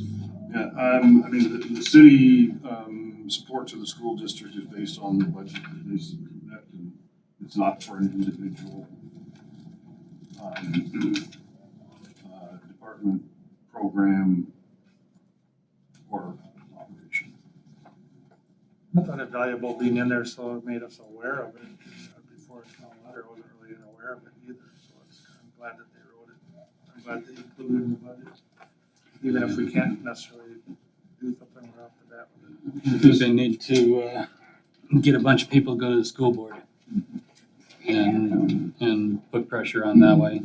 I mean, we have at city council in the past, before any of you were on the council, we have pressured the district to include certain programs during the budget process. Community schools position being one of those, and gave them more money during the budget process with the commitment that they would continue that program. But so, I mean, we do have precedents of basically insisting that they do something as long as we give them the money for it.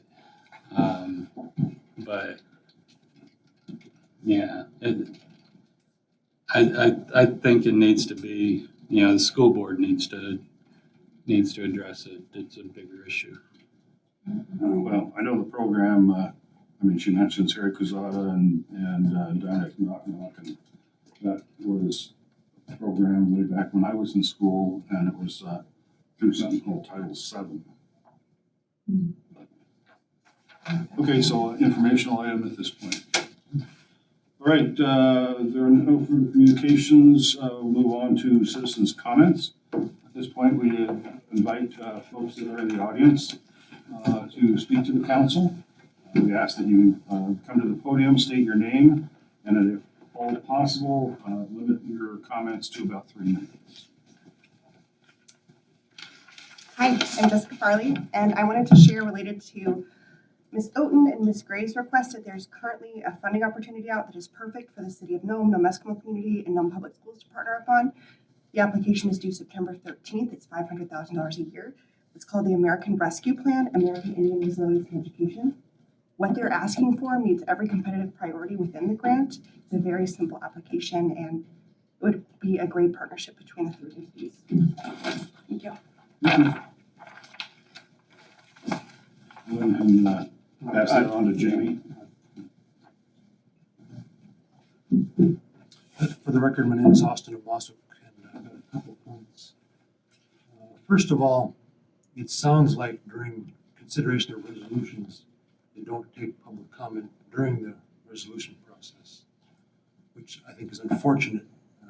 I would encourage the common council to change that practice so that citizens have an opportunity to comment on our resolution that's being considered. And so tonight you're considering a resolution on the historic preservation plan. And I had lots of criticisms regarding that document. First of all, I think it's a very poor planning document. I think it should be resent back to the historic preservation plan, back to the community to ensure that it's done right. It's not done right at the moment. The historical context as it relates to Alaska Native history is not there, and that's absolutely not right because that is a big part of this community. The interaction between Alaska Native people and non-Native Alaskans is a big part of this community. And the current plan does not address any of those important historical timeframes, timelines that exist in this community. And essentially what the plan does is mention Alaska Native people were here first, and that's it, with no further clarification on the historical context that exists in this community. The gold rush history has significant time frame events. It also is poor. This community has a long history of mining. The gold rush history could have been made much better to provide the context that exists in this community. The gold rush history is very topical, it's very superficial, it just relies upon, it essentially reiterates everything that we all already know about the gold rush, that it occurred at a certain time frame and nothing else. It doesn't go any deeper into the rich complexity that exists in this community. It doesn't interview anybody in the community about that history. But the most glaring part, the thing that absolutely is a slap in the face of more more than 50% of the people in this community is the Alaska Native history. It is totally disrespectful to our life, our place, and our culture, and our history that exists in this community. I very much urge you to send this back to the Historic Preservation Plan Committee and the community for a proper redress of the historical context. Thank you.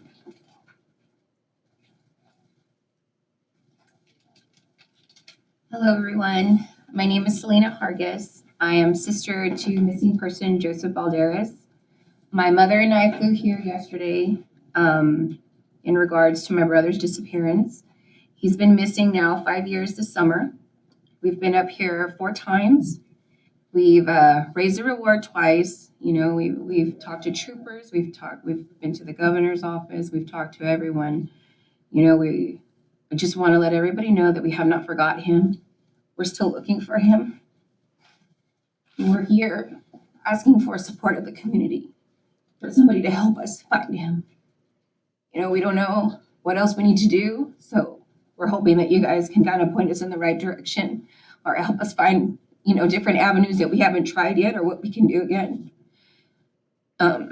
We just want to find him. We want to know what happened to him. You know, just anything that you can do to help. We're going to the troopers tomorrow. We're going to the PD tomorrow. Taking all the tips we have and just trying to figure out what happened to him. So that's why I'm here. I'll be here for an additional day and a half. And then we fly to Anchorage and, you know, we're hoping to meet up with some people there. We just continue to keep doing the same thing that we're always doing. It always ends up in a dead end, but we're continuing. We're putting up signs everywhere. So we're just asking for, you know, help. We would like to find Joseph. So that's all. Thank you. Thank you for coming and Mrs. Balderas as well.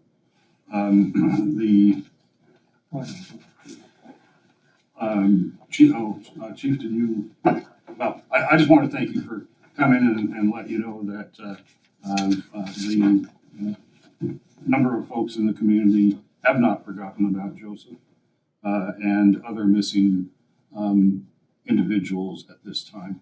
But I don't know if you've met Chief Mike Heinzelman. Okay, great. And Chief?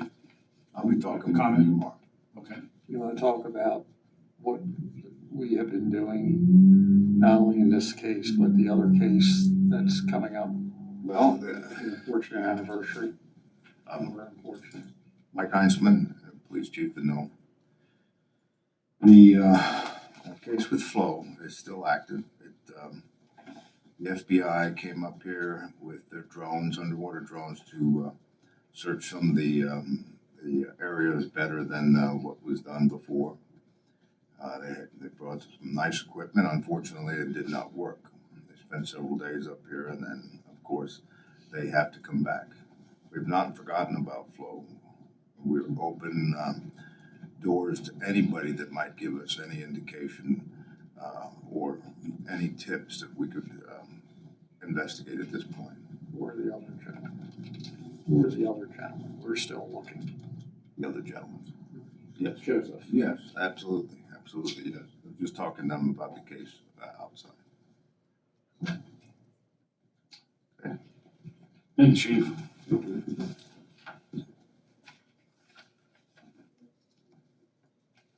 Certainly, we would encourage anybody in the community, not because there's a reward out there, because it's the right thing to do. If you do have any information with regard to either of these cases or any other missing person, I know that at least from the city side and the police department, that they appreciate the assistance and certainly are here wanting to resolve these issues, not just because it's a blight perhaps on the community, but that it is a real issue to family and friends not knowing what happened to our loved ones.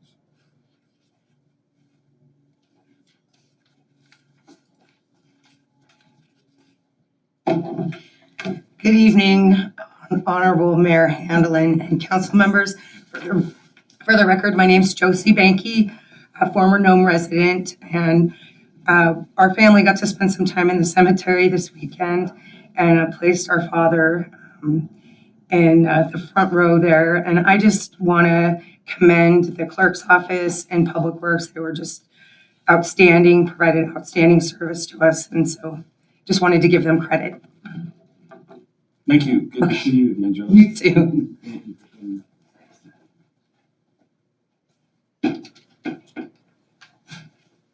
Are there others?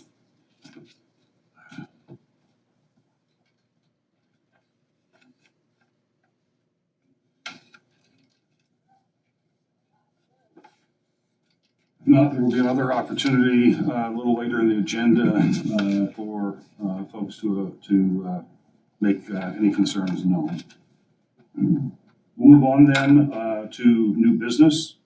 The first item that we have is ordinance 210801. 210801, an ordinance authorizing the disposal of municipal property by use permit to the Nome Rotary Club for East End Park. Thank you. Is there a motion to pass ordinance 210801 on the second reading, public hearing, and final passage at the next council meeting? Move to second reading ordinance 210801. Thank you, Councilmember Reeder, Councilmember Topcock. Any discussion? Roll call, please. Councilmember Reeder. Yes. Councilmember Topcock. Councilmember Brown. Yes. Councilmember Doug Johnson. Yes. Councilmember Mark Johnson. Yes. Councilmember Martinson. Yes. Motion carries. Thank you. The next item is resolution 210802. 210802, an ordinance authorizing the purchase of real property by the city of Nome from Rodney M. Boucher, Wilford A. Boucher, and Mary Jean Herman for the fixed price of $203,000. Thank you. Is there a motion to pass ordinance 210802 on to second reading, public hearing, and final passage at the next meeting? Move to pass on to second reading ordinance 210802.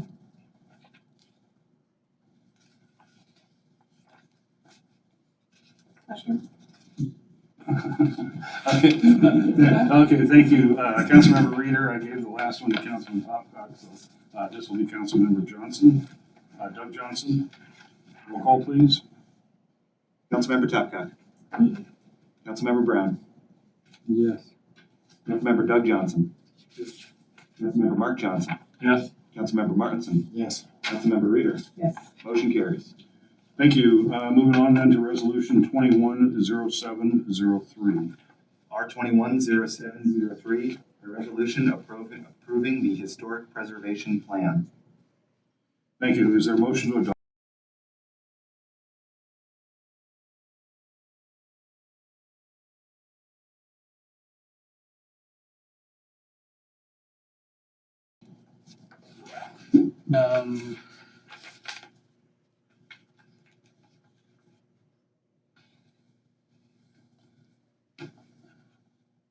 I'd like to make a motion that we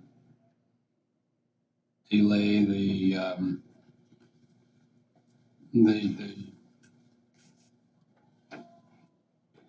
delay the consideration of this until such time as the Historic Preservation Committee, Planning Commission has had a chance to address the concerns that were brought to us regarding the historical context. Second. Third. Okay, motion made, seconded, and third to delay consideration of this matter. Just a question I would have for Mr. Mossick. Did you participate in the review of this at the Planning Commission level? I did. Thank you. Roll call, please. Councilmember Brown. Yes. Councilmember Doug Johnson. Yes. Councilmember Mark Johnson. Yes. Councilmember Martinson. Yes. Councilmember Reader. Yes. Councilmember Topcott. Motion carries. Thank you.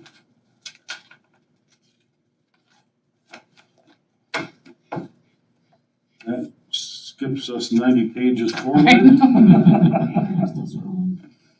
Resolution 210704, Mr. Clerk.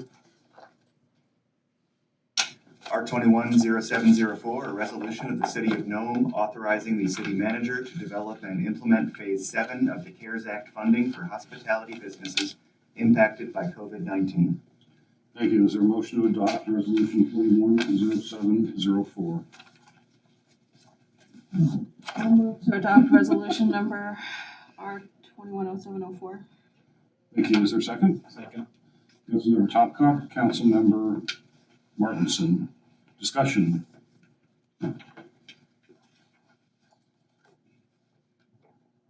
Mr. Manager, would you just brief us on this plan? This is going to be very similar to a previous plan, but broaden it to include everybody that we could think of in the hospitality interest. And they will be eligible up to $10,000 based on the formula. If the fund should exceed, if the request should succeed, then it would be done on a prorated basis. But it includes inns, coffee shops, hotels, B&Bs, bakeries, restaurants, bars, coffee shops that would have been impacted by the Iditarod not happening in March of 2021. Thank you. Questions for the manager? Just to throw it out there, I'm wondering if maybe we could add in other, as long as it's able to be justified, other category. I mean, things that come to mind are like flight seeing. Obviously, Beringer has flight seeing operations. I'm not sure they'd be eligible anyway because of the dollar amounts, but tour guides, gift shops,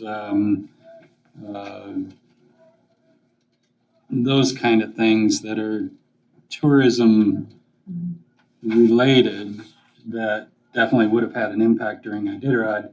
And I'm asking this more of I'm throwing it out there for consideration. I'm not saying that we have to include it or I'm voting no.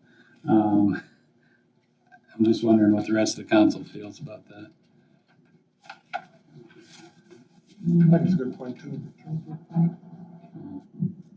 So are you recommending or?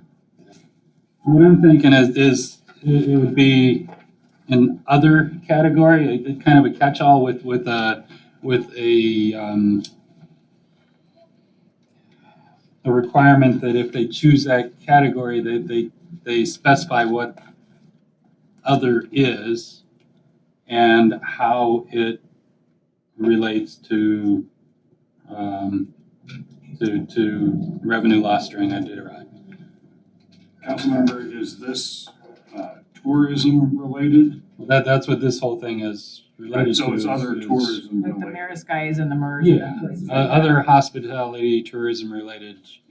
Rather than just other. Right. Let's Other- make it a little bit. Gift shops More. and tourism. Can we add gift shops? Is that enough of other? Because And tourism. That's some of the examples you gave were, I thought, like if someone was doing dog tours during a dinner. So they'd have that dog sled thing, they do that, Other type of tours. those track tours, Right. those kind of things. If they reported them. Other tourism. Well, yeah, and that's the other thing. Are they reporting sales tax on it? my hair is getting grayer. It was just I was throwing it out there for consideration. And I think all of these are paying some type of sales tax. So maybe that, the gift shop, we know would be paying sales tax. These other operators, I don't know, but we would be requiring them to submit that they have a business license and paid sales tax. They're gonna have a history too. Right. Some kind of, I mean, you can't just start a business when there's no business. They started and they go, oh, my business was destroyed. Well, that's why we're trying to use 2019, which was the last full Iditarod versus this year where there was no Iditarod.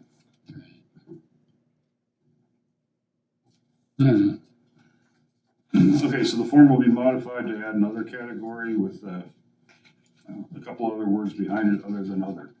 Is that? Sounds good. Great direction. Yeah. It's clear as mud, you got it. I mean, if that's what the. You need to do a motion. I'll No, second that. 'cause- No, because it's a separate piece of paper, so I don't think it needs to be as part of that, because it's not part of the resolution itself. Well, the resolution says hospitality. Do we have a motion? Yes, we do. Okay, so we're under discussion? Yes.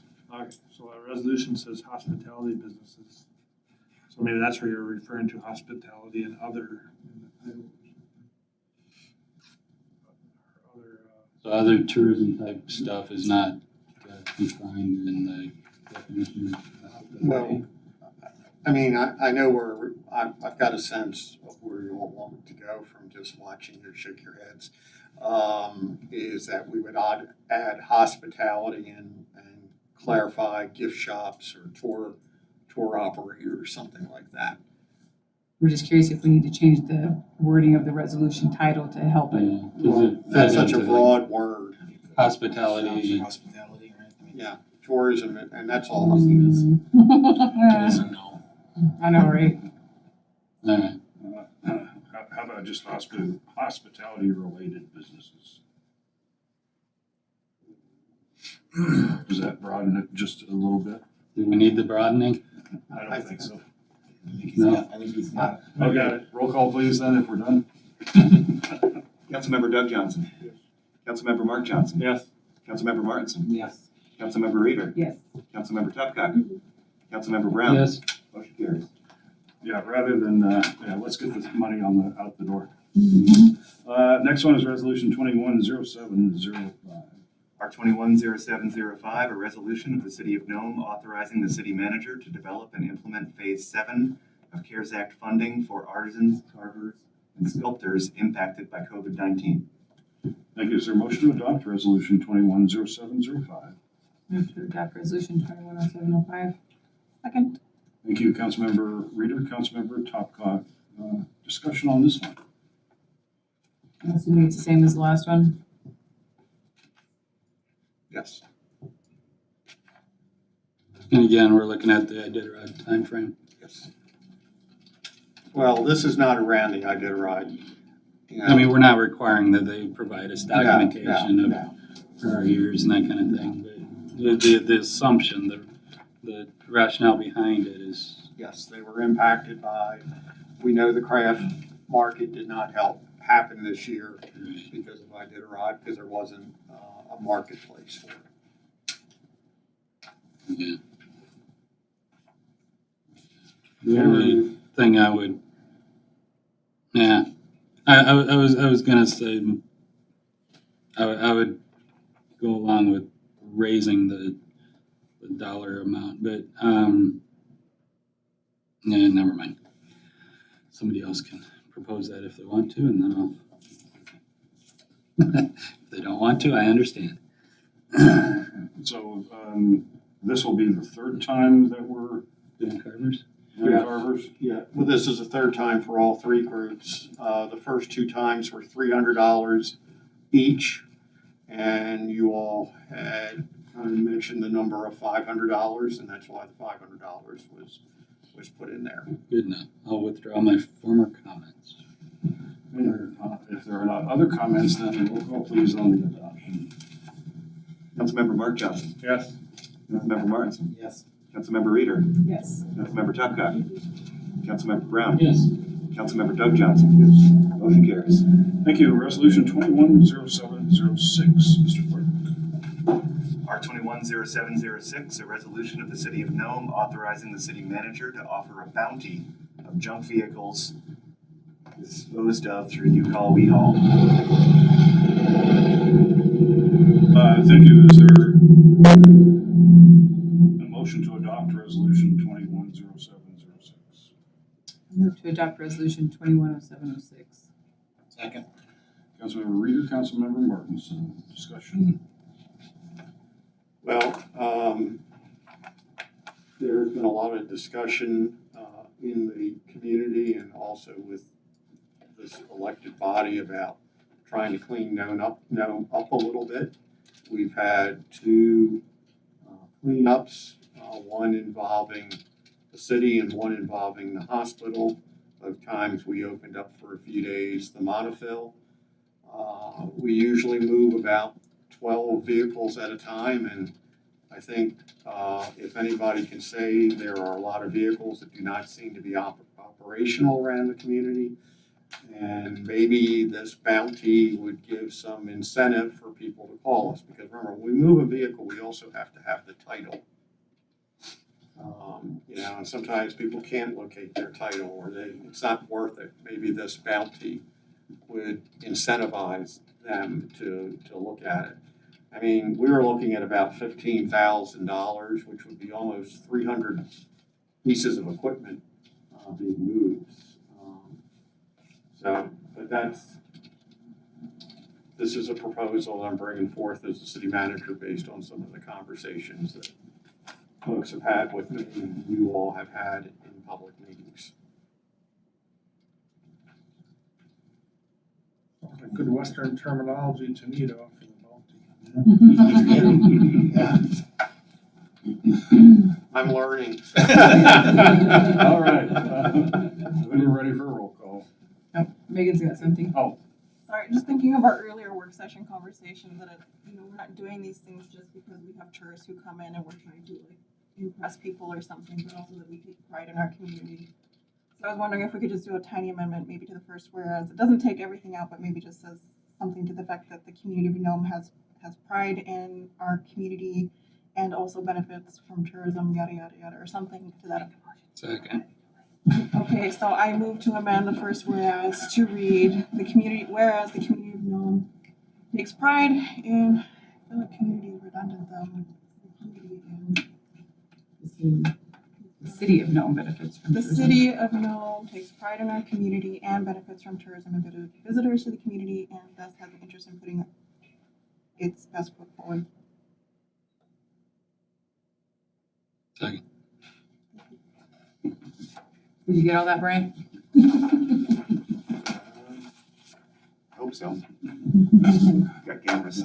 That really sounds like a cleanup to me, but a motion by Councilmember Topcock and a second by Councilmember Brown. Thank you. Roll call, please, on the amendment. Councilmember Reader. Yes. Councilmember Topcock. Councilmember Brown. Yes. Councilmember Doug Johnson. Councilmember Mark Johnson. Yeah. Councilmember Martinson. Yes. Motion carries. Great, thank you. Now, 21. That was the main The motion. main. Oh, thank you. Roll call on the main motion, please, as amended. Councilmember Martinson. Yes. Councilmember Reader. Yes. Councilmember Topcock. Councilmember Brown. Yes. Councilmember Doug Johnson. Yes. Councilmember Mark Johnson. Yes. Motion carries. Okay, resolution 210707, Mr. Clerk. R210707, a resolution approving a contract with Legislative Consultants of Alaska for state lobbying services for the fiscal year 2022. Thank you. Is there a motion to adopt resolution 210707? I move to adopt resolution 210707. Thank you. Second. Councilmember Reader, Councilmember Martinson, any discussion? Is this at the same contract rate we've Yes. always been at? And it's in the budget? Yes, sir. Thank you. Roll call, please. Councilmember Topcock. Councilmember Brown. Yes.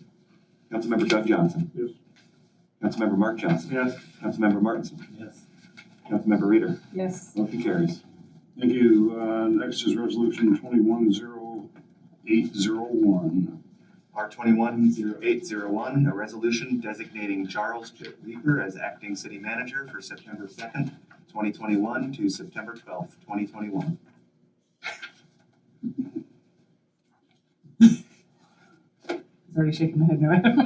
Okay, who moved? Nobody. Is anybody gonna move? Nope, we're not doing it. We're just kidding. Thank you, Councilmember Doug Johnson. Second. Councilmember Rob Brown. I'll bring my hat in hand next time. Roll call please on the adoption. Councilmember Brown. Yes. Councilmember Doug Johnson. Yes. Councilmember Mark Johnson. Yes. Councilmember Martinson. Yes. Councilmember Reader. Yes. Councilmember Babcock. Motion carries. All right, and that brings us to Resolution 210802. Mr. Clerk. R210802, a resolution authorizing the city manager to enter into an agreement with Connect Construction to replace the concrete in front of the Nome Volunteer Fire Department Fire Hall. Thank you. Is there a motion to adopt Resolution 210802? Second. Councilmember Johnson and Johnson. Doug and Mark. Mr. Manager. I'm gonna ask the fire chief to come up. He's got, the plans. As you well know, or you may not know, as part of the reconstruction project going up Bering Street, they are going to be tearing out a sizable portion of the concrete that is in front of the fire station. What we would like to do is to piggyback, along with, piggyback off the state contract and have the rest of the pour completed. We use 75-25. I know Jim has been working on asking for, not only do they give it at us at the rate that they are quoting the state, but that they take into consideration potentially knocking off a little bit of for community donation. So, Jim, you wanna? Basically, there in your map, what we're looking at is the state is, flipped to the north side of the second page on the map. The DOT match, they're coming all the way up about 18 feet from the concrete. So we have a little section, a 6-foot section by 121 feet in front that goes to the next joint. We definitely need to repair the concrete, and because it is old. I mean, I remember watching it pour in the early 70s. But we have a housekeeping issue on the north side there. Underneath the flags, we have the concrete has sagged, so all the water coming off of the building goes underneath the building. And with this little 6-foot addition, that would clean that up and hopefully stop any further deterioration going on. The reason why we didn't ask for the whole thing to be done is we already have heat lines in position under our main fire truck doors, the 2 doors there. So I think that would be more costly to pull everything out and then have to rerun pipe, or not piping, but PEX underneath there. In theory, that would be the best, but the contractor is kind of quoted about $30,000 just for this fix, but I've asked for considerations for donation or anything they could give, and they could.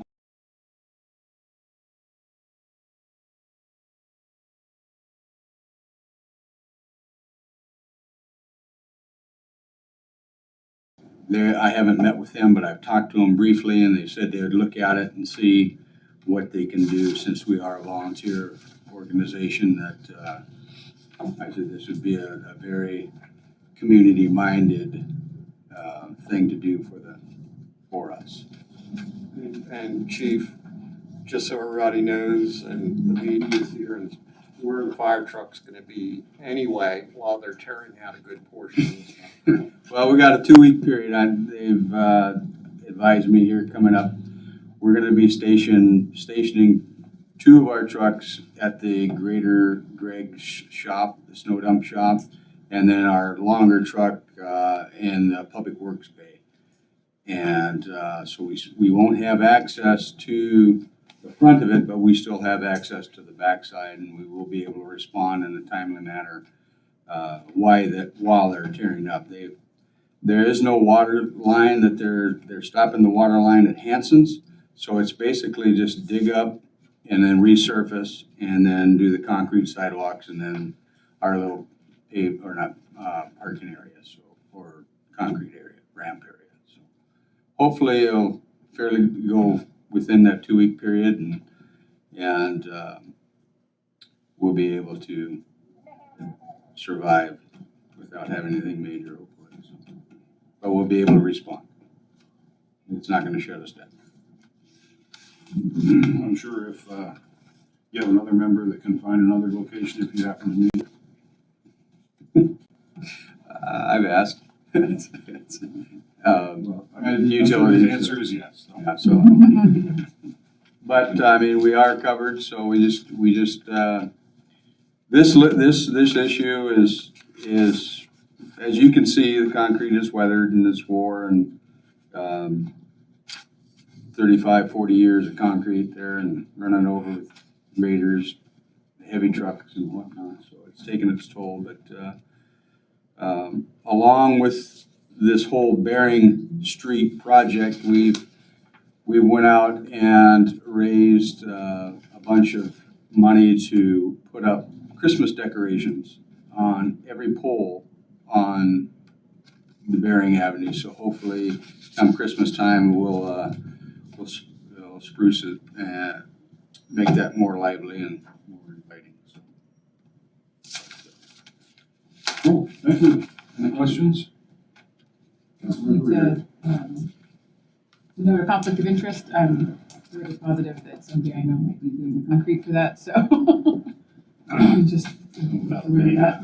I think that's a minor little conflict, and I'm going to say you can vote.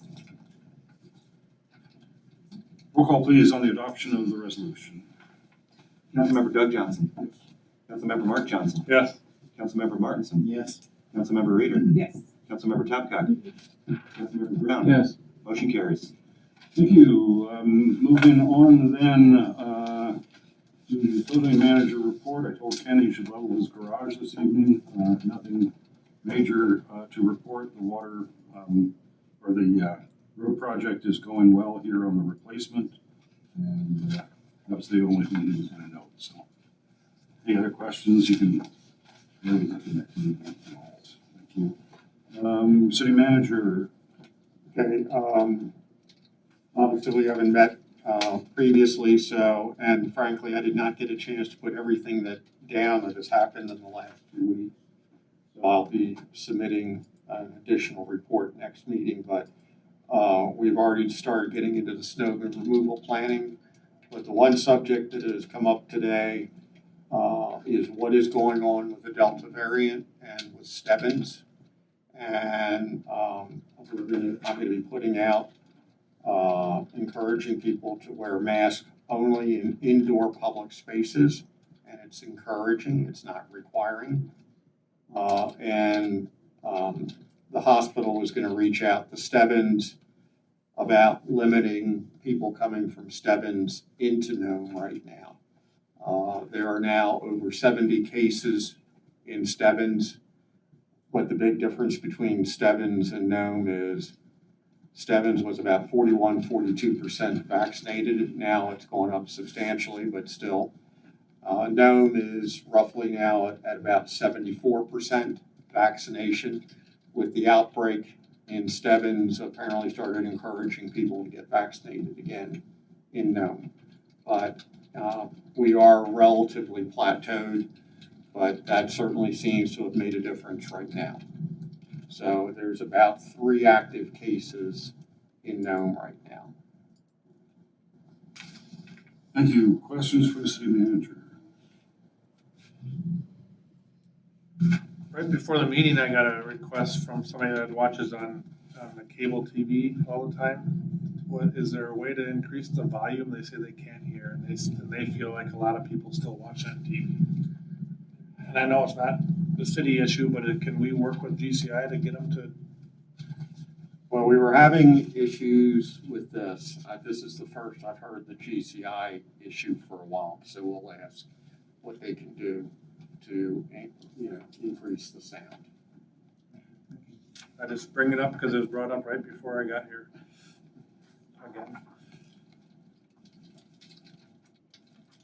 And they say oftentimes, the comment that gentleman made was most of the people who are watching GCI might not have internet usage or things, and he included himself, and so he thought it'd be really nice to be able to hear what was going on at the meeting. I'll follow up with Earl. Thank you. Think of any other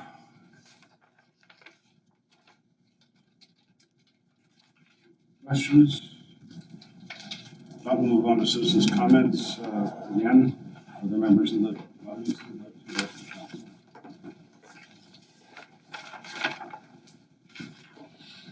Hi, I'm Stephanie Nielsen. I had not expected to speak tonight, but I just got a notification that the grant that I put in for NVAD side-by-side, we did it. This is related to two things. One, we don't have a firehouse subs anywhere near us, and two, this is the first time I've done this and I had no clue what I was doing. But having gone through this now, I would like to encourage the council to please consider getting a grant writer for the city, or contracting with a grant writer so that we can go after some money and it can be done by someone who knows more about grant writing than drug calculations.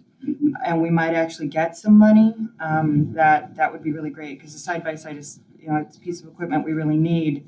One of several, and I'll resubmit next cycle, but I would love for it to be done by someone who knows what they're doing. Thank you.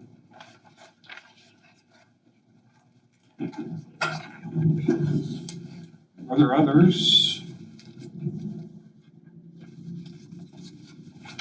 Hi, piggybacking off of what my mom said, and I'm not trying to get a job, but I annoy Mr. Steckman at least monthly with funding opportunities that I think that the city should be going after. And I feel that the city of Nome is leaving millions of dollars on the table in federal funding opportunities. So in addition to needing a grant writer, I think there also needs to be someone doing some strategic planning, who's looking out for these opportunities, who's looking for funding. Right now, there are opportunities, like I mentioned, that could put cultural teachers into the schools. There's one out there for community health providers to help fund a paid ambulance department. There's historical preservation grants. I'm just looking through like the first page of grant.gov, but because there isn't someone searching for these opportunities and going after it, we're missing out. We're missing out on services, we're missing out on opportunities, and we complain about the situation that we're in. Something could be done about it, that's all. Thank you. Are there others?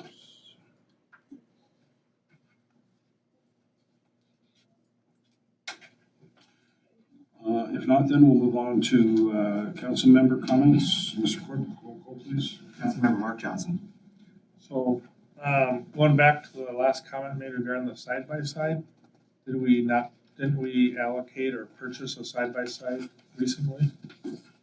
And it is available for both police and fire and ambulance. I remember that would be in a big push, that one of the reasons that we approved it was that it was going to be shared by other departments, so they're. If I could say something about that, the side-by-side that was purchased is not adequate to quality patient. And we need another potential, something longer to carry a patient from the beach or down the coast or within the city limits that we need to carry. And, the one that they did purchase, it's a good side-by-side for doing recon and going down the beach, but it's not adequate to carry anybody other than a passenger. It'll take me just a minute, but I have a photograph of the one that we had when I was working outside.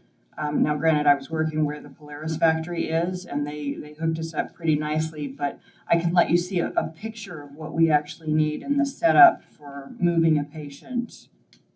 Can I interject something? Sure, on this? please. Because last year, last year, because it was the last fiscal year, we were looking at addressing a problem, and that particular problem was at that time people camping on the beach. You know, the last location of an individual that went lost last year was in one of our campgrounds on the beach. We were actually having criminal activity out there.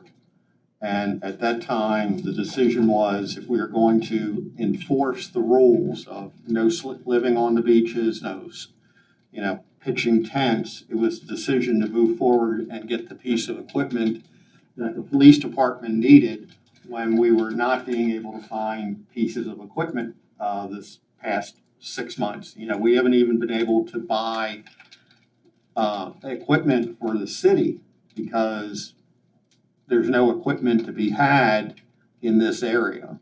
So, I mean, yes, it would be nice to have a very nice side-by-side, and if the chief puts it in his budget, I'm sure, that, we can get it, but there were some different circumstances, and you were dealing with potential criminal activity, and that's why we wanted to get it. We could find a piece of equipment and get it out there to not have drug activity going on out there, and then having EMT calls out there.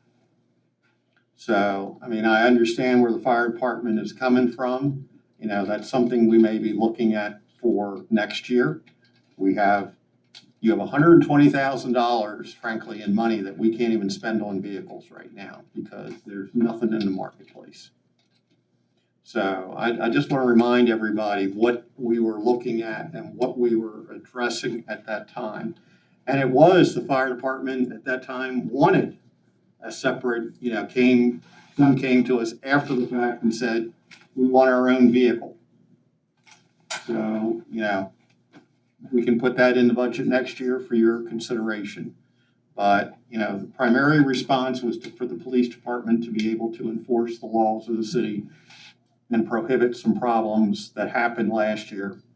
And the police have been out there numerous times. I don't know, the chief has left, but he can tell you they're out there on a regular basis patrolling, which is what you all wanted. Yeah, and the idea, it did come up about sharing, and that's always a great thing, but, the reality of it is when, there's an ambulance call, more than likely we need a police officer there as well. Everybody, whoever gets there first is gonna take the vehicle, and, we do need to get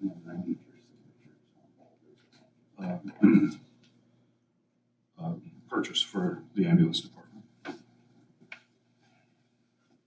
Sounds like a good plan. Anything else, Councilmember? That's all I have. Thank you.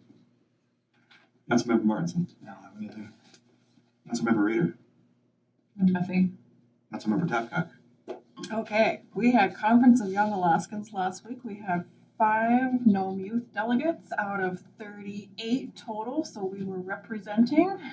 They did amazing. And we're working on coordinating a time where all 5 of them can come present the resolutions that they drafted to the Nome Council. So we split into 7 groups between those 38 on different topic areas. So infrastructure, public works, quality of life, education, economics, a whole bunch of different topics. And each group drafted 3 resolutions. So I'm hoping we just wrapped up, so it was too soon for this meeting. And 4 of the 5 of our youth delegates are off to college, which so proud of them and excited for them. And I hope they come back to our community. I am so impressed by all these youth and the energy that they bring to local governance. And I really hope to see them in these seats in the future. So shout out to Caitlin Smith, Zoe Oklesic, Sarah Byoff. No, I just had all their names. Let's see. Molly, Kennick, and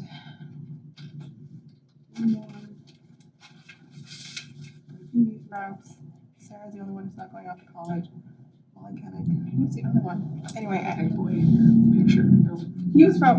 we adopted him. You adopted him? I was like, I he's was from trying to think of the Kotzebue. picture and I was trying to like go across who I saw. I was like, there's a boy in that picture I didn't recognize. Yeah, hold on. Let me send the right photo. Oh, here we go. Allison Banky. Oh my gosh. Okay. Yes, so they're amazing. Really proud of them. We think we want to hope for our community. And yeah, hopefully we'll be presenting to the city council. I hope they. great, thank you. Mr. Member Brown. Yeah, so kind of along the same lines, I was in Fairbanks. Well, we were planning on going to Homer, but we got to Anchorage and decided to go to Fairbanks instead and went to Wheel. And it was very impressive to see all of the athletes, young and old. The guy that won the four-man carry was very impressive.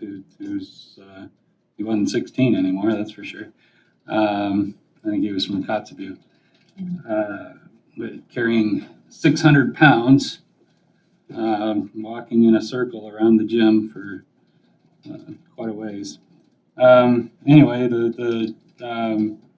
again, the representation from Nome was very impressive. The number of first place and second place and et cetera from Nome individuals. And I don't remember all of their names. There were a great number of them. But it was fun. It was a great event, and kudos to all the great athletes that participated, and the Miss Wheel contestants and all of the other activities. Nick Caitlin Smith got crowned Miss Teen Arctic Circle in July as well. So. Cool. Nice. That's it. Councilmember Johnson. No, I guess what I had to say, Glenn beat me to it, but I think it's time that we mentioning that it's probably a good idea where you're asking public if you're in an area that you can't control your space. Maybe remind people to wash their hands. That's it. Folks that are vaccinated and all that other good stuff. It seems to be getting closer again. What is it? An ounce of prevention is worth a pound of cure, or however, there's something along those lines. I don't know how it goes, but. That's exactly how it goes. Okay. Stitching time saves 9. Also. Right. Okay. All right, was that the end of it? Right. Yeah, thank you. Okay, moving on to mayor's comments. I guess I just wanted to make mention for the record this evening of the passing of another of our citizens, Judy Martinson, whom we all know and love and hate and everything in between. Judy did a lot in this community from the tourism perspective and promoting Nome, and she'll be missed. Just want to acknowledge that fact for the record, and the good things that she wanted for Nome. We need to be mindful of those and carry them on. So. The other thing is just in your packet is a copy of a proclamation of KNOM Day. It was a nice event on July 14th to recognize 50 years of KNOM's being on the air.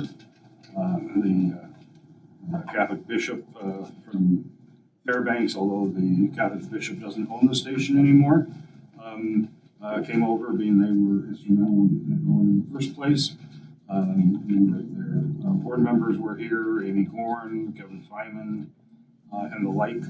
It was just a real nice evening event, and Father Ross Tazi was here as well from Fairbanks, and had a, you sit in church and sometimes can't wait to get out of there, but Father Ross did an excellent job of chronicling the history of 50 years in the community, and I was there for their 25th, now for the 50th, probably not for the 75th, unless I might be there and somebody can push me in a wheelchair. But KNOM has done a great service to the community, and in recognition of that, July 14th, their 50th anniversary was KNOM Day. Moving on then to our final item is an executive session. Ask for motion to recess on legal matters, the immediate knowledge of which may have an adverse effect on the city of Nome. Move to go into executive session. Thank you, Councilmember Lindbergh, Councilmember Martinson. Any objection? We will be in executive session. Thank you, Joy. I don't know if you can hear us or not, but sorry we missed asking you for anything. Sure. 6-5. All right, cheers. Thank you.